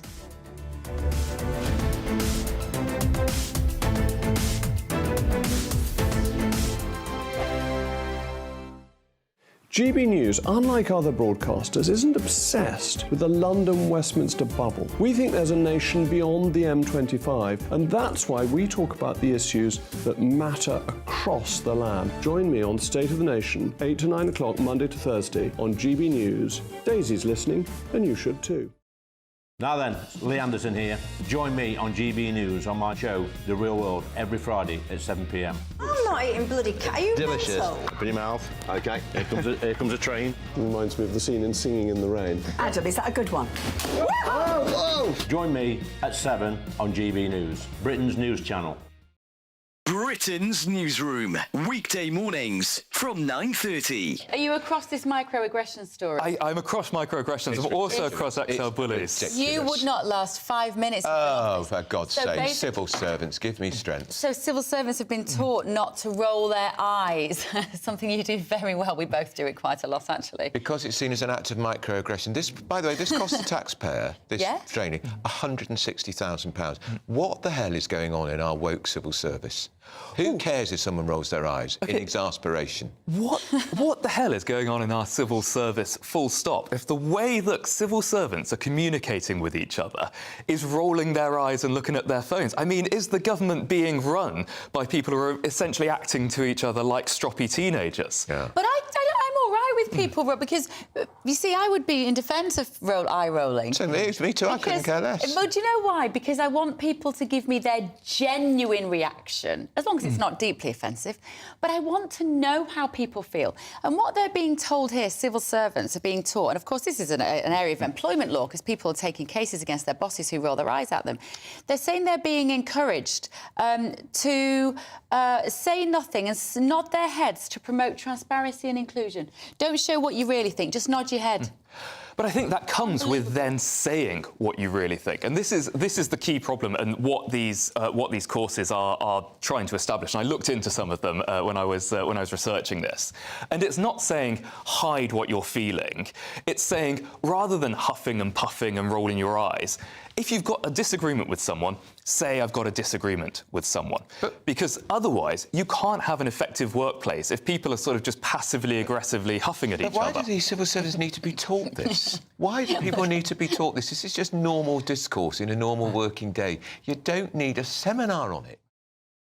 Good afternoon, Britain. Good afternoon, Britain. Join us, Tom and Emily, To find out what's happening in the heart of Westminster. and why it matters to you. Weekdays from midday, we bring you the most compelling stories from across the United Kingdom. And from your doorstep to our inbox. That's right, we want to hear from you. GB News, Britain's news channel.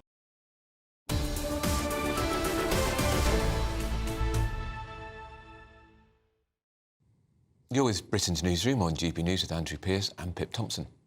The people of Portland in Dorset are calling on the government to take religion out of any consideration around asylum claims. It comes after it was revealed 1 in 10 residents of the Bibby stock home are regularly attending church services and are converting to Christianity in record numbers.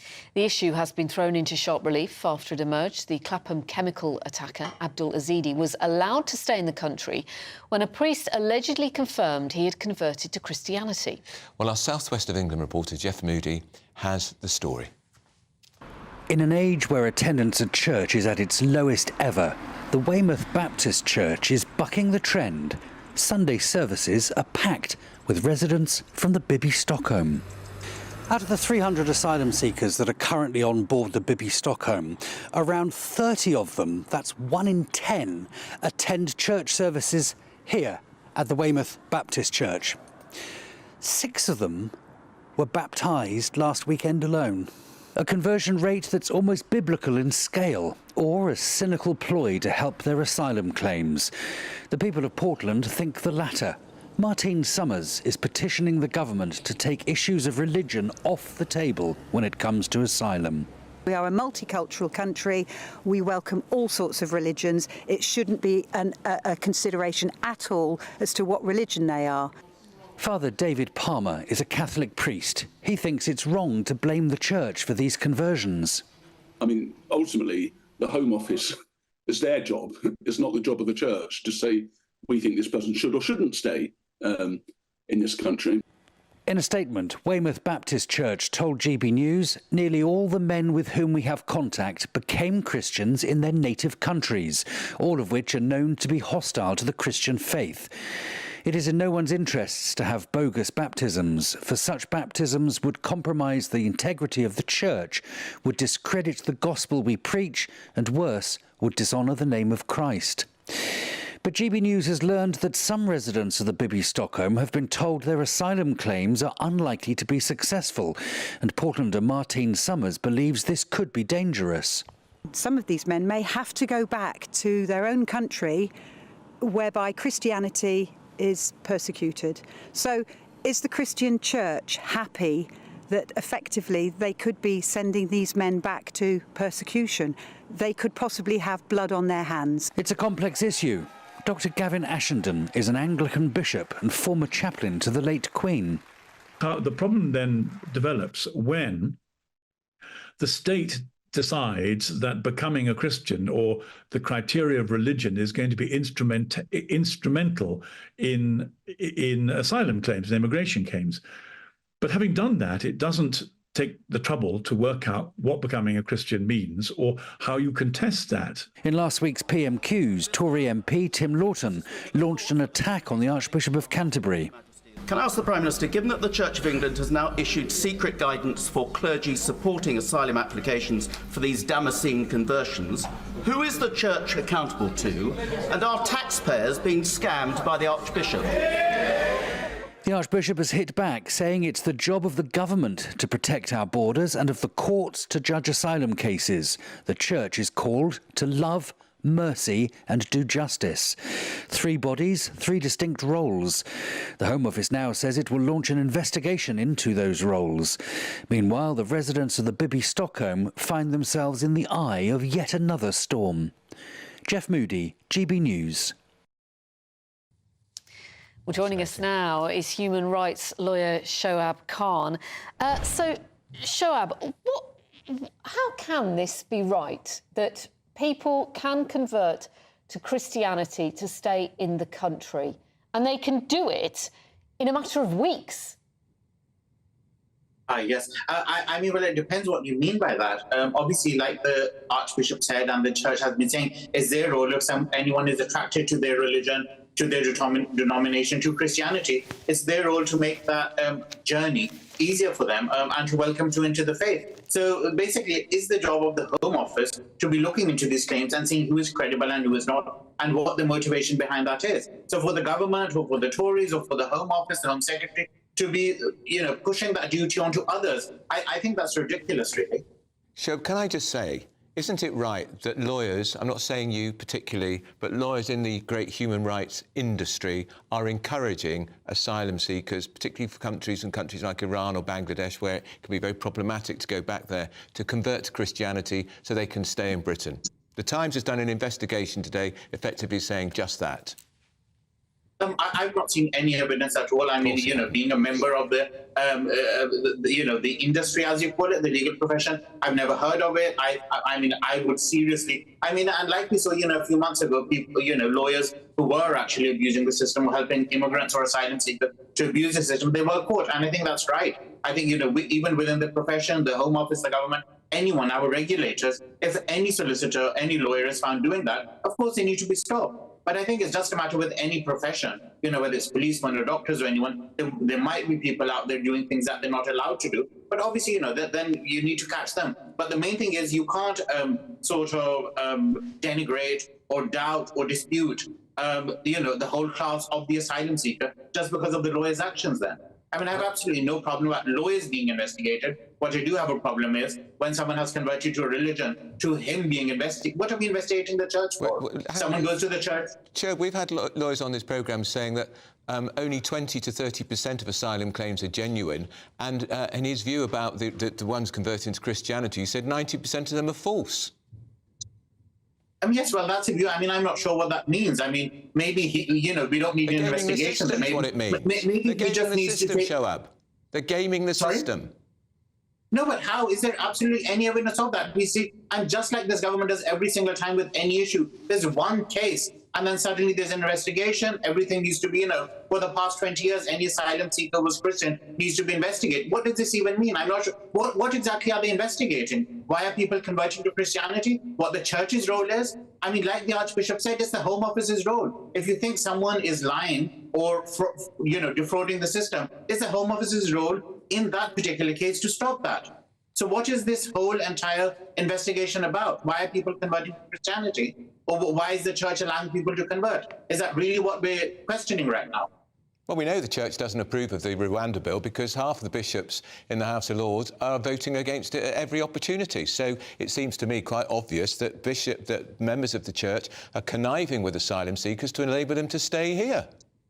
Well, rightly so. Like the Archbishop said very openly, I think, last year, like April, May, whenever it was, as soon as it was announced, very openly said this is against the teachings of Christ. Christ would not approve of this. Therefore, the church and, the archbishops cannot approve of it. And I think that's right. It's a very, very un-Christian and immoral, inhumane scheme. So, of course, let's not conflate Rwanda, which is an extremely, even for the Tories, I would say, extremely immoral. But, even generally, even beside Rwanda. So, of course, like the church has said, we're on the side of humanity. We're on the side of vulnerable people. If a vulnerable person comes to us, we will help him. And rightly so. That is the job of the church. Why should religion play any part at all in whether somebody is allowed to stay in this country or not? Should it not be about...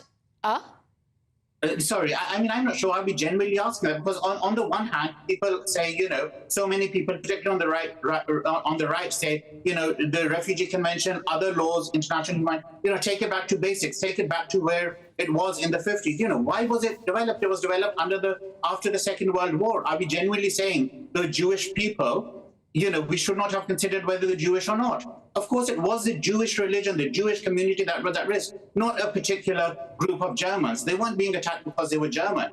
So, of course, we want to check, are you Jewish? If you are, and obviously many, many millions more people should have been saved at the time. That was the trouble at the time. We weren't protecting Jewish people. And similarly now. So, of course, that's the whole point of the Refugee Convention and refugee law. We have to look at people's particular circumstances, and religion is an intimate part of someone's personality. And, of course, we need to look at that. Yeah, but then if it is an intimate part of somebody's personality, then how come they can convert to Christianity so easily? I don't know about easily. Obviously, everyone's journey is different. But like we just heard, I think even you have easy. They can do a 10-week course. Oh, I mean, well, a 10-week course, so it depends what they're learning and it depends how much, what their interest. I mean, I don't know. I mean, many of us who are born into the religions, what kind of training do we have in the religions that we follow for the rest of our lives? Or how much research do we do? I still think, 10 weeks is probably much more than so many Christian people born in Christian families know. I'm sure that even after 10 weeks, they would probably know more than so many of us know about our own religions after so many years. How many of us have done a 10-year course in the religion that we claim to follow? Well, sure, we'll have a job to find out, because the priest quoted in the Times today, he said of the people he converted, the hundreds he converted, 60% of the flock disappeared within weeks. They disappeared because they were gaming the system. And I want to read you very briefly what somebody said. This isn't a Tory MP who says people are being blind to what migration is doing to our culture. Elites are well protected. Britain's poorest have a different experience. That is the former Archbishop of Canterbury, Lord Carey of Clifton, who is deeply concerned that Christianity has been hijacked by asylum seekers and human rights lawyers. Well, I'm not sure. I mean, firstly, where is he getting those figures from? And why is it suddenly an issue now? Is he saying it just happened in the past 1 week? Where has it been for the past 10, 20 years? And if that's what's happening... We've just been woken up to it. Well, exactly. I mean, that's the whole point. Like I said, that's what happens with the Tories, with the Home Office, with the Home Secretary. It takes one extreme case and suddenly one whole group of people is just denigrated and abused openly in the media. And that's the whole point. I mean, where have we been? If Christianity is being attacked and we think the Archbishop, the current Archbishop, is taking the side of those who are hijacking Christianity. Suddenly, I'm more a protector, and suddenly the Home Secretary is more concerned about Christianity and upholding it than the Archbishop is. Sorry, but I think that's a ridiculous view if that's what we're actually saying. Right. OK. Well, we will have to leave it there. We'll get you back on, though. Human rights lawyer Shoaib Khan, really appreciate your point of view this morning. Thank you. It's a great line in that Times investigation. They realised one person was taking the mick when he'd been going as part of his Christianity training to a synagogue for 4 weeks. Don't think he was very interested in learning about baptism, the Baptist or the Catholic faith, do you? OK, well, that was interesting, wasn't it? Still to come, something else that's very interesting. Donald Trump, former US president, he has slammed countries in NATO that don't pay their way. Does he have a point? That and much more after your news headlines with Tatiana.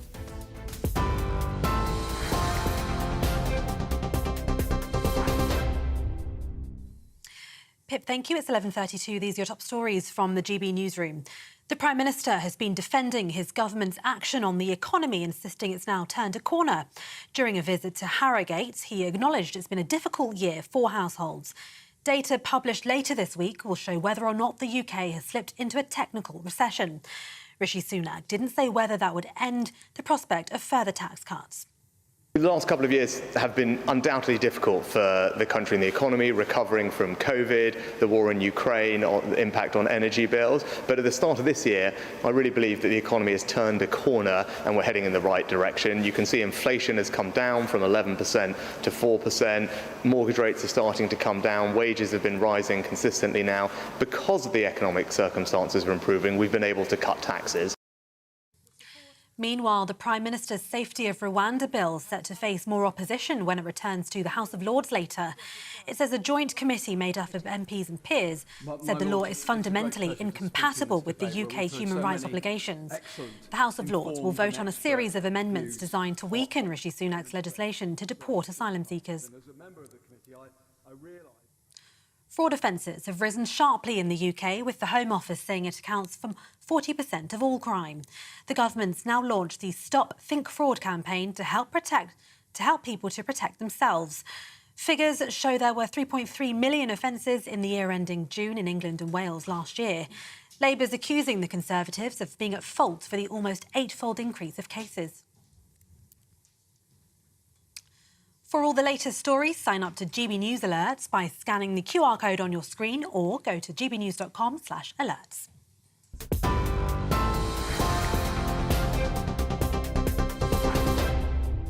For exclusive, limited edition and rare gold coins that are always newsworthy, Rosalind Gold proudly sponsors the GB News Financial Report. Here's a quick snapshot of today's markets. The pound will buy you $1.2623 and 1.1715 euros. The price of gold is £1,601 and 97 pence per ounce, and the FTSE 100 is at 7,562 points.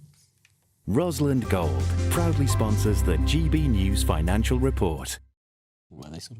Well, up at noon, Andrew's already talking to them. It's Good Afternoon Britain with Tom and Emily. Good morning. What have you got for us today? Always concentrating, Andrew. You know me. Any chance to gossip? We've got a lot coming up. I'm not sure if you've read this yet, but this open letter from these senior military figures to the Secretary of State for Defence, essentially saying, well, looking at the evidence, in their words, an evidence of the depth and pervasiveness of the racist and intolerant diversity, equality and inclusivity ideology being pushed within the army. They say this is a threat to our national security, and it's quite incredible what they have to say here, isn't it, Tom? It is. It's really emotive language, and we'll be debating this issue because there are obviously very strongly held views on either side.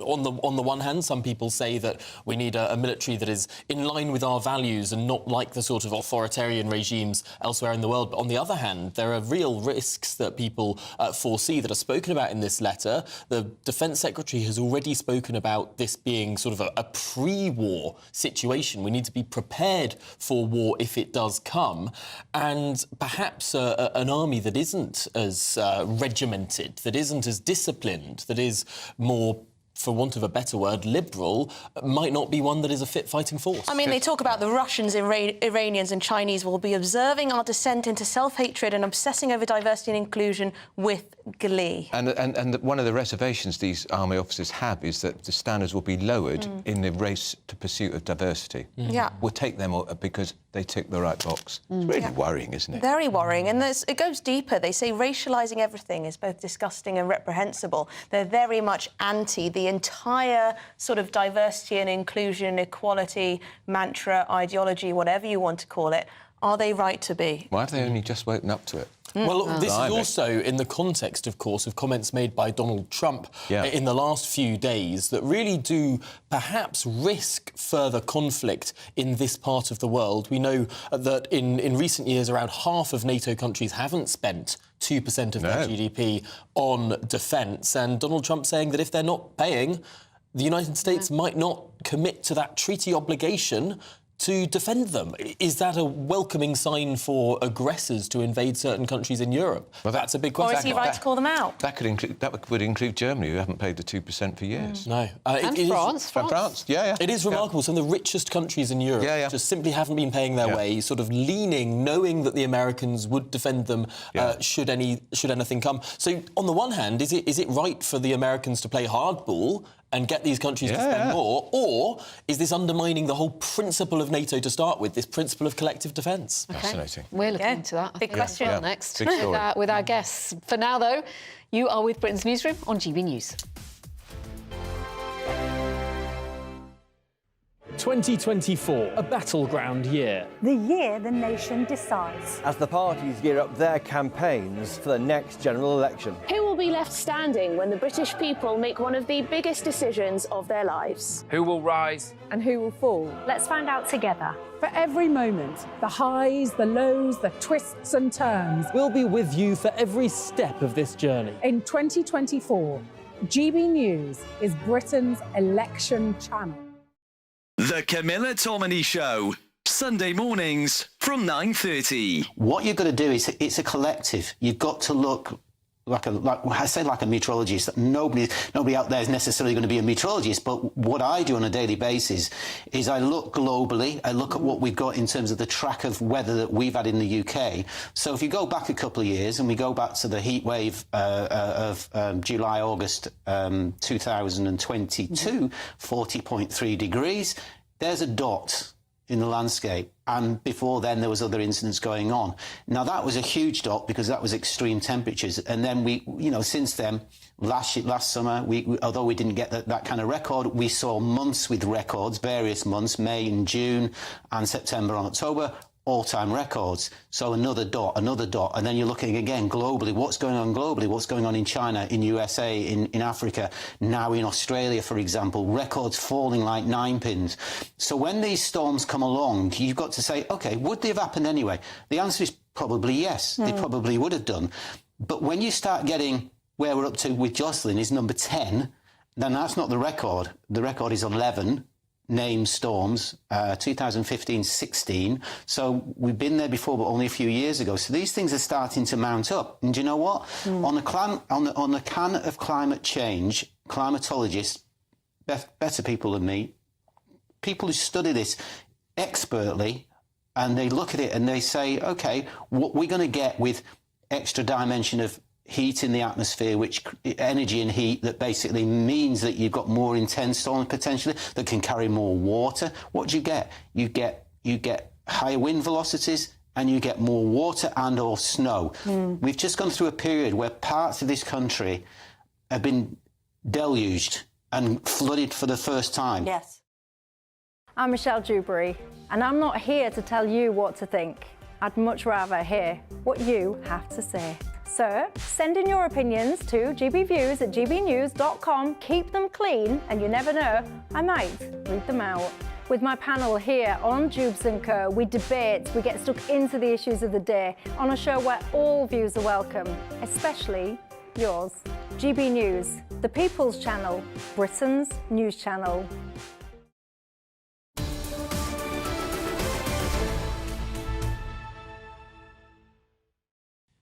You're with Britain's Newsroom on GB News with Andrew Pearce and Pip Thompson. And back today are our panellists, former Labour advisor Matthew Lazar and author and broadcaster Emma Wolfe in the studio. Emma, could you continue your point? Mid-rant, weren't we? You were mid-rant, talking about Taylor Swift in mid-air. Well, it is literally in mid-air. Let's just quickly recap. It was she the point. Flew, I don't know how many thousand miles to go to the Super Bowl to watch her boyfriend play. Well, she's mid-tour at the moment. She's got this global tour, Eras, which is, incredibly popular and is costing fans hundreds and hundreds of pounds and dollars per ticket. All of this. She's currently in Melbourne. She flew hundreds of thousands of... She's racked up. There's a fan of hers who's actually tracking her flights. She's been racking up the air miles like nobody's business. 11,000 miles here, 11,000 miles back. From Melbourne over to, I think the Super Bowl was in Vegas. Yeah, it was in Vegas, absolutely. And then she'll have to rejoin her tour in Melbourne. All well and good if that's what you want to do. She's got 2 private jets. She's just sold the second one. But she is like like Harry and Meghan. She's one of these who loves to lecture us and hector us all about being green, about saving the planet, about being environmentally friendly. And look at these air miles that she has been racking up just to go and support her boyfriend at the Super Bowl, which is... you'd argue there's hardly a kind of family emergency. But she gets loads of TV coverage, loads of print coverage, and in fact there was more talk about Taylor Swift, arguably, than the Super Bowl, American football. Than the football, yeah. Is this American football? She's done a lot for American football. She's what? She's done a lot for American football she has. just by going out with him. By being They just call it football, Andrew. They call our football soccer. Do they? We don't say so. I mean, Super Bowl is a Not really, massive thing in the States. When you live out there, I mean, the whole world stops for the Super Bowl. Sure. It's like, I don't know, I was going to say the FA Cup, but it's not. It's like when England play. And did our blokes team win? Yeah, it's even bigger. Yes, Right. yes. Kansas City Chiefs, they won 25-22 against the San Francisco 49ers. And the ad breaks in the Super Bowl are the most expensive advertising in the world. Yeah. But Emma, and they launch big campaigns. They launched the Wicked movies. They were trailed yesterday, the first trailers. And probably some of the ads are for green issues. Of course they are. The hypocrisy is just absolutely Although in reality, drenched. I'm not sure, and I will have to find the figure, but the amount of pollution that private airliners contribute is minuscule. Doesn't matter though, does it? It's the message it's sending when you are lecturing and campaigning and saying people have got to be fastidious about your carbon footprint. And it all adds up, Pip. And when we're being told, don't fly, so there are families in this country who are being sort of told not to have your EasyJet holiday to Mallorca. Your EasyJet, where we're having maybe 1 or 2 flights a year. She has got rid of a private jet, Taylor Swift. She has got rid of her second one. She's got rid of one of them. Talking of clocking up the air miles, there's it shouldn't make us smile, but it sort of does in the Daily Star today, which is a devoted football fan, Andy Bebbington, who is from the Northwest. He's moved to China for work. He was a season ticket holder 15 years at Bolton Wanderers. He loves his club so much he flew 8,000 miles to see them play away at Cambridge. Not in a private jet. Not in a private jet, to be fair to Andy. With his dad, 800 quid it cost him. He got there and he saw just 9 minutes of play before it was called off the waterlogged pitch. So poor Andy, he had 8,000 miles for 9 minutes of Cambridge versus Bolton, which even as a football fan I know is probably, the play was probably as wet as the pitch. Right, and what division are they in? I don't know, don't test me on that, but there's several down. Right, they've all got new names in some way. Have they? You know, yes, they're all called the That's sort of a long way to league. fly. You'd be gutted. But they're not in the top flight. Right, OK, well... So, don't think you'll be doing that again. No, poor Andy. We're all having to take a moment now to reflect. But, you know, it's a bit like if you turn up to Taylor Swift tour and she wasn't there. She was at the Super Bowl, you'd be gutted. Yeah, and then I suppose she goes back straight away to Melbourne. And then she flies back to Melbourne to rejoin the tour, yeah. I mean, how many time zones will she have crossed doing that? Yeah, exactly, that's the other thing. Think of the jet lag. That would be real bad jet lag. Absolutely. But you have to remember, they're not flying economy like the rest of us or even business. They are flying in, planes which have bedrooms, which have showers, so actually when you're flying, you can catch up, you can sleep, you can rest. It's not like us travelling through the night and day and night again. Yeah.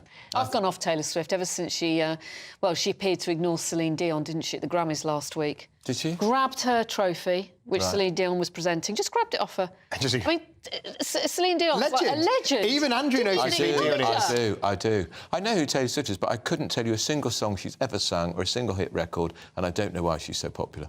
Well, on that note, shall we move on to the prospect of World War? We're going to have to go to a break. There is lots more still to come, including we are talking about President Donald Trump and his comments about NATO. Former president, yes. He's not president yet. Well, he might be by the end of the year. You're with Britain's Newsroom on GBNews. Tired of the usual focus-tested, pre-prepared Westminster runaround? Well, so am I. So you want higher taxes? Is your department to blame for this? Are you rethinking this policy? Every Sunday at 9:30, I'll be sitting down with those in power to get the truth about the issues affecting you. Let's be honest, we've known about the cost pressures of this project for years, not months. That's the Camilla Tominey Show, a politics show with personality. On GB News, the People's Channel, Britain's news channel.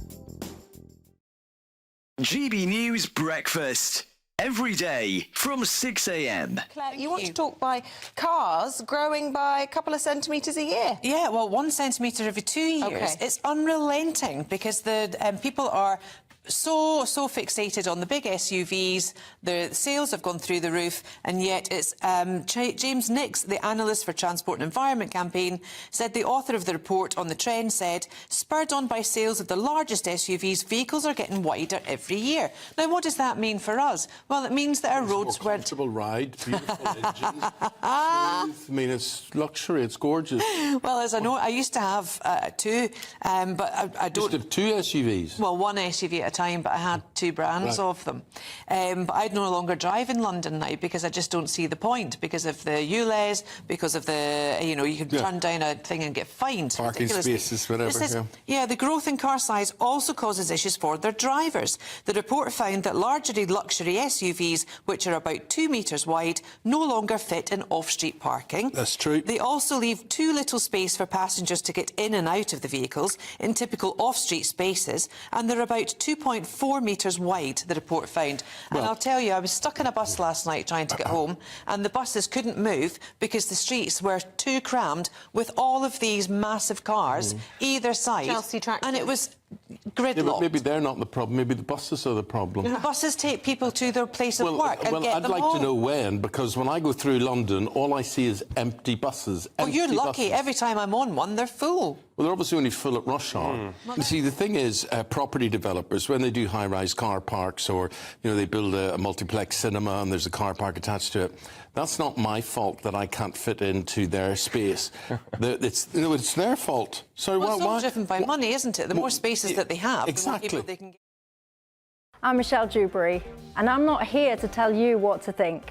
I'd much rather hear what you have to say. So, send in your opinions to gbviews@gbnews.com. Keep them clean, and you never know, I might read them out. With my panel here on Jubes & Co, we debate, we get stuck into the issues of the day on a show where all views are welcome, especially yours. GB News, the People's Channel, Britain's news channel.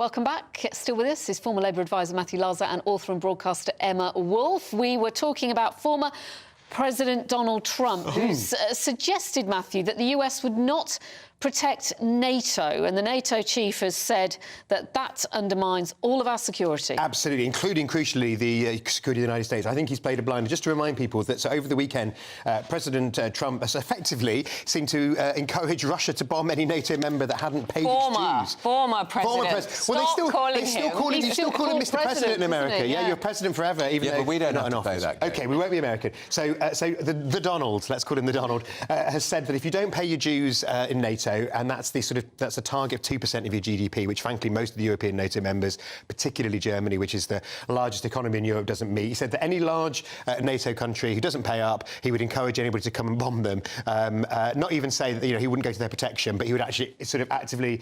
encourage them to bomb them. This has obviously caused consternation across the world, and as you say, Jens Stoltenberg, the NATO Secretary General, has said that imperils US security and the world's security. The exact quote was, the aggressor could do whatever the hell they want. Exactly. Really terrible. Yeah. Well, so we don't pay, we were attacked by Russia, protect us. You don't pay, you're delinquent. And only 7 out of the 30 countries are paying. Yeah, and it's particularly, because he did say large, it's particularly attack on Germany, which is the sort of biggest offender in that. We only just spend 2% also, on defence. France don't pay their 2%. No. But look, this is a very, very popular view in America. I think Trump absolutely has a point. If the NATO motto, all for one and one for all, means anything, then people need to... What Trump said is... But was it expressed in the... Of course exactly. it was. Exactly. I agree with you that people should pay it. It was expressed badly. Voters. Trump actually got his facts bungled. He said he'd spoken to the president of a large country. He was actually speaking to Ursula von der Leyen when he was talking. It's a very large when he had... Yes, but he doesn't know what he's talking about. But if we're going to be united, then that needs to mean united. What Trump said is you've got to pay your bills. And I think he has a point. And I think a lot of people in America, probably pretty much everybody, will agree with him. And particularly now, in time of such great international tension, Ukraine... We need a stronger NATO China, than ever. Exactly. The key principle of NATO is, as Emma says, is one for all for one. Now, I agree that people should pay their dues. Why should America keep No, it shouldn't pick up the whole bill, and Europe needs to increase its defence capability. To be fair to Germany, it has significantly increased defence spending under the new government, although they're having problems actually spending it in terms of... It's been the wealthiest country in Europe. Yeah, and it should have spent more on defence, and it's never met the 2% target. Partly, obviously, there are historical reasons why defence spending in Germany is particularly controversial. But you cannot, at a time of this instability, effectively ask the enemy to come and bomb your allies, because I tell you what, it's putting your backs up. I mean, people like Poland, which is probably the most pro-European, pro-American country in the EU, has said that it's a concrete commitment undermines the credibility of allied country and means weakening the entirety of NATO. They'll be all right, though, because they pay their 2%. They do pay the 2%, and the tiny countries like Estonia pay even more because they're the most worried. And he's got to stop. It's Greece that pays the most, I think. Yes, because he's worried about Turkey. Because Turkey's so close. Well, yes, but... It's ready for the war with Turkey. The White House reaction is really interesting. They called it appalling and unhinged comments because, of course, they're delighted. This gets the focus off a president, Biden, another president, who is really in a bad way. And they're very, very worried about how to respond to that. So they're really going for Trump on this. And as you see, even the New York Times, that bastion of left-wing liberal thought, has done 3 coruscating pieces about Biden because they're now really worried that he cannot do it. Yeah, it's tragic. Fading away. The whole of the world should be worried that at the moment we've got a contest between somebody whose memory is failing, who we should all have sympathy for, but he should also acknowledge that he shouldn't be in that role going forward. I'm sorry, I don't have sympathy for somebody who won't concede what's going on. Well, I think you should concede. And declare that this is it. I've had my 4 years and I'm standing down and making way for someone else. But the choice versus him versus Trump, who not only has he been attacking NATO this week, but he's been playing politics in the Congress and has effectively called on people to block this deal that they've done between the Republicans and the Democrats to free up the money for Ukraine. And Ukraine is about to run out of ammunition. Well, and also Trump could be a convicted criminal by the time of the election as well. Well, he'll pardon himself. I mean... Well, he will. Yeah. He just will. And the Supreme Court will probably stop it getting that far anyway. Well, I mean, he keeps... It's stuff full of his people. But it's... And you're just so polarised, and the rest of the world is the one that's going to suffer, as we've seen here with with the rest of NATO. So we should all be very worried for November. What a cheery note. I know. We think we've got problems here. Yes, I know. Are you watching the Forum tonight, 8 p.m? I will be. Watching the forum tonight, PM. We'll be tuning in. Hope you'll be tuning in too. And tune in to us tomorrow again. It's been great to have your company. That's it from Britain's Newsroom. See you tomorrow. That by-election controversy. We'll be diving deep into controversial comments surrounding one of the upcoming by-elections in this country. What on earth has happened? And are we less safe because our armed forces are too concentrated on diversity and inclusion and general wokery? These senior military officers certainly think so, that our national security could be at risk. We'll be having that debate in just one moment after the all-important weather. Looks like things are heating up. Boxed boilers, sponsors of weather on GB News. Hello, Alex Burkill here with your latest GB News weather update. There will be a few showers around for some of us today, and it is also quite breezy. That's because we have an area of low pressure just to the northwest of the UK, and around this we are bringing some strong winds, and the direction that those winds are coming from the west-northwest, is a bit of a chilly one, so a chilly feel to things as well. Plenty of sunny skies though for most of us today, many places seeing any earlier showers dying out. Though across parts of Northern Ireland and Western Scotland in particular, quite a few showers likely here, and some of these could be wintry over the higher ground, some sleet or snow quite possible. Like I said, a bit of a chilly feel, especially in those brisk blustery winds, but we are likely to see highs of around 10 or 11 Celsius towards the south. Further showery outbreaks as we go through this evening and overnight, spreading across much of Scotland and then feeding into parts of England and Wales as we go through the night as well. Some clear skies in between the spells of showery rain, and as a result we are going to see temperatures taking a bit of a dip. Could see a patchy frost, even some icy patches, particularly towards the north, slightly milder further south. As we go through Tuesday then, we are going to see a spell of wet weather feeding its way up from the southwest, so turning increasingly wet across parts of western, southwestern England, Wales, and then as we go through into the afternoon, more rain spreading its way further northwards. Some heavy outbreaks of rain in association with this, and some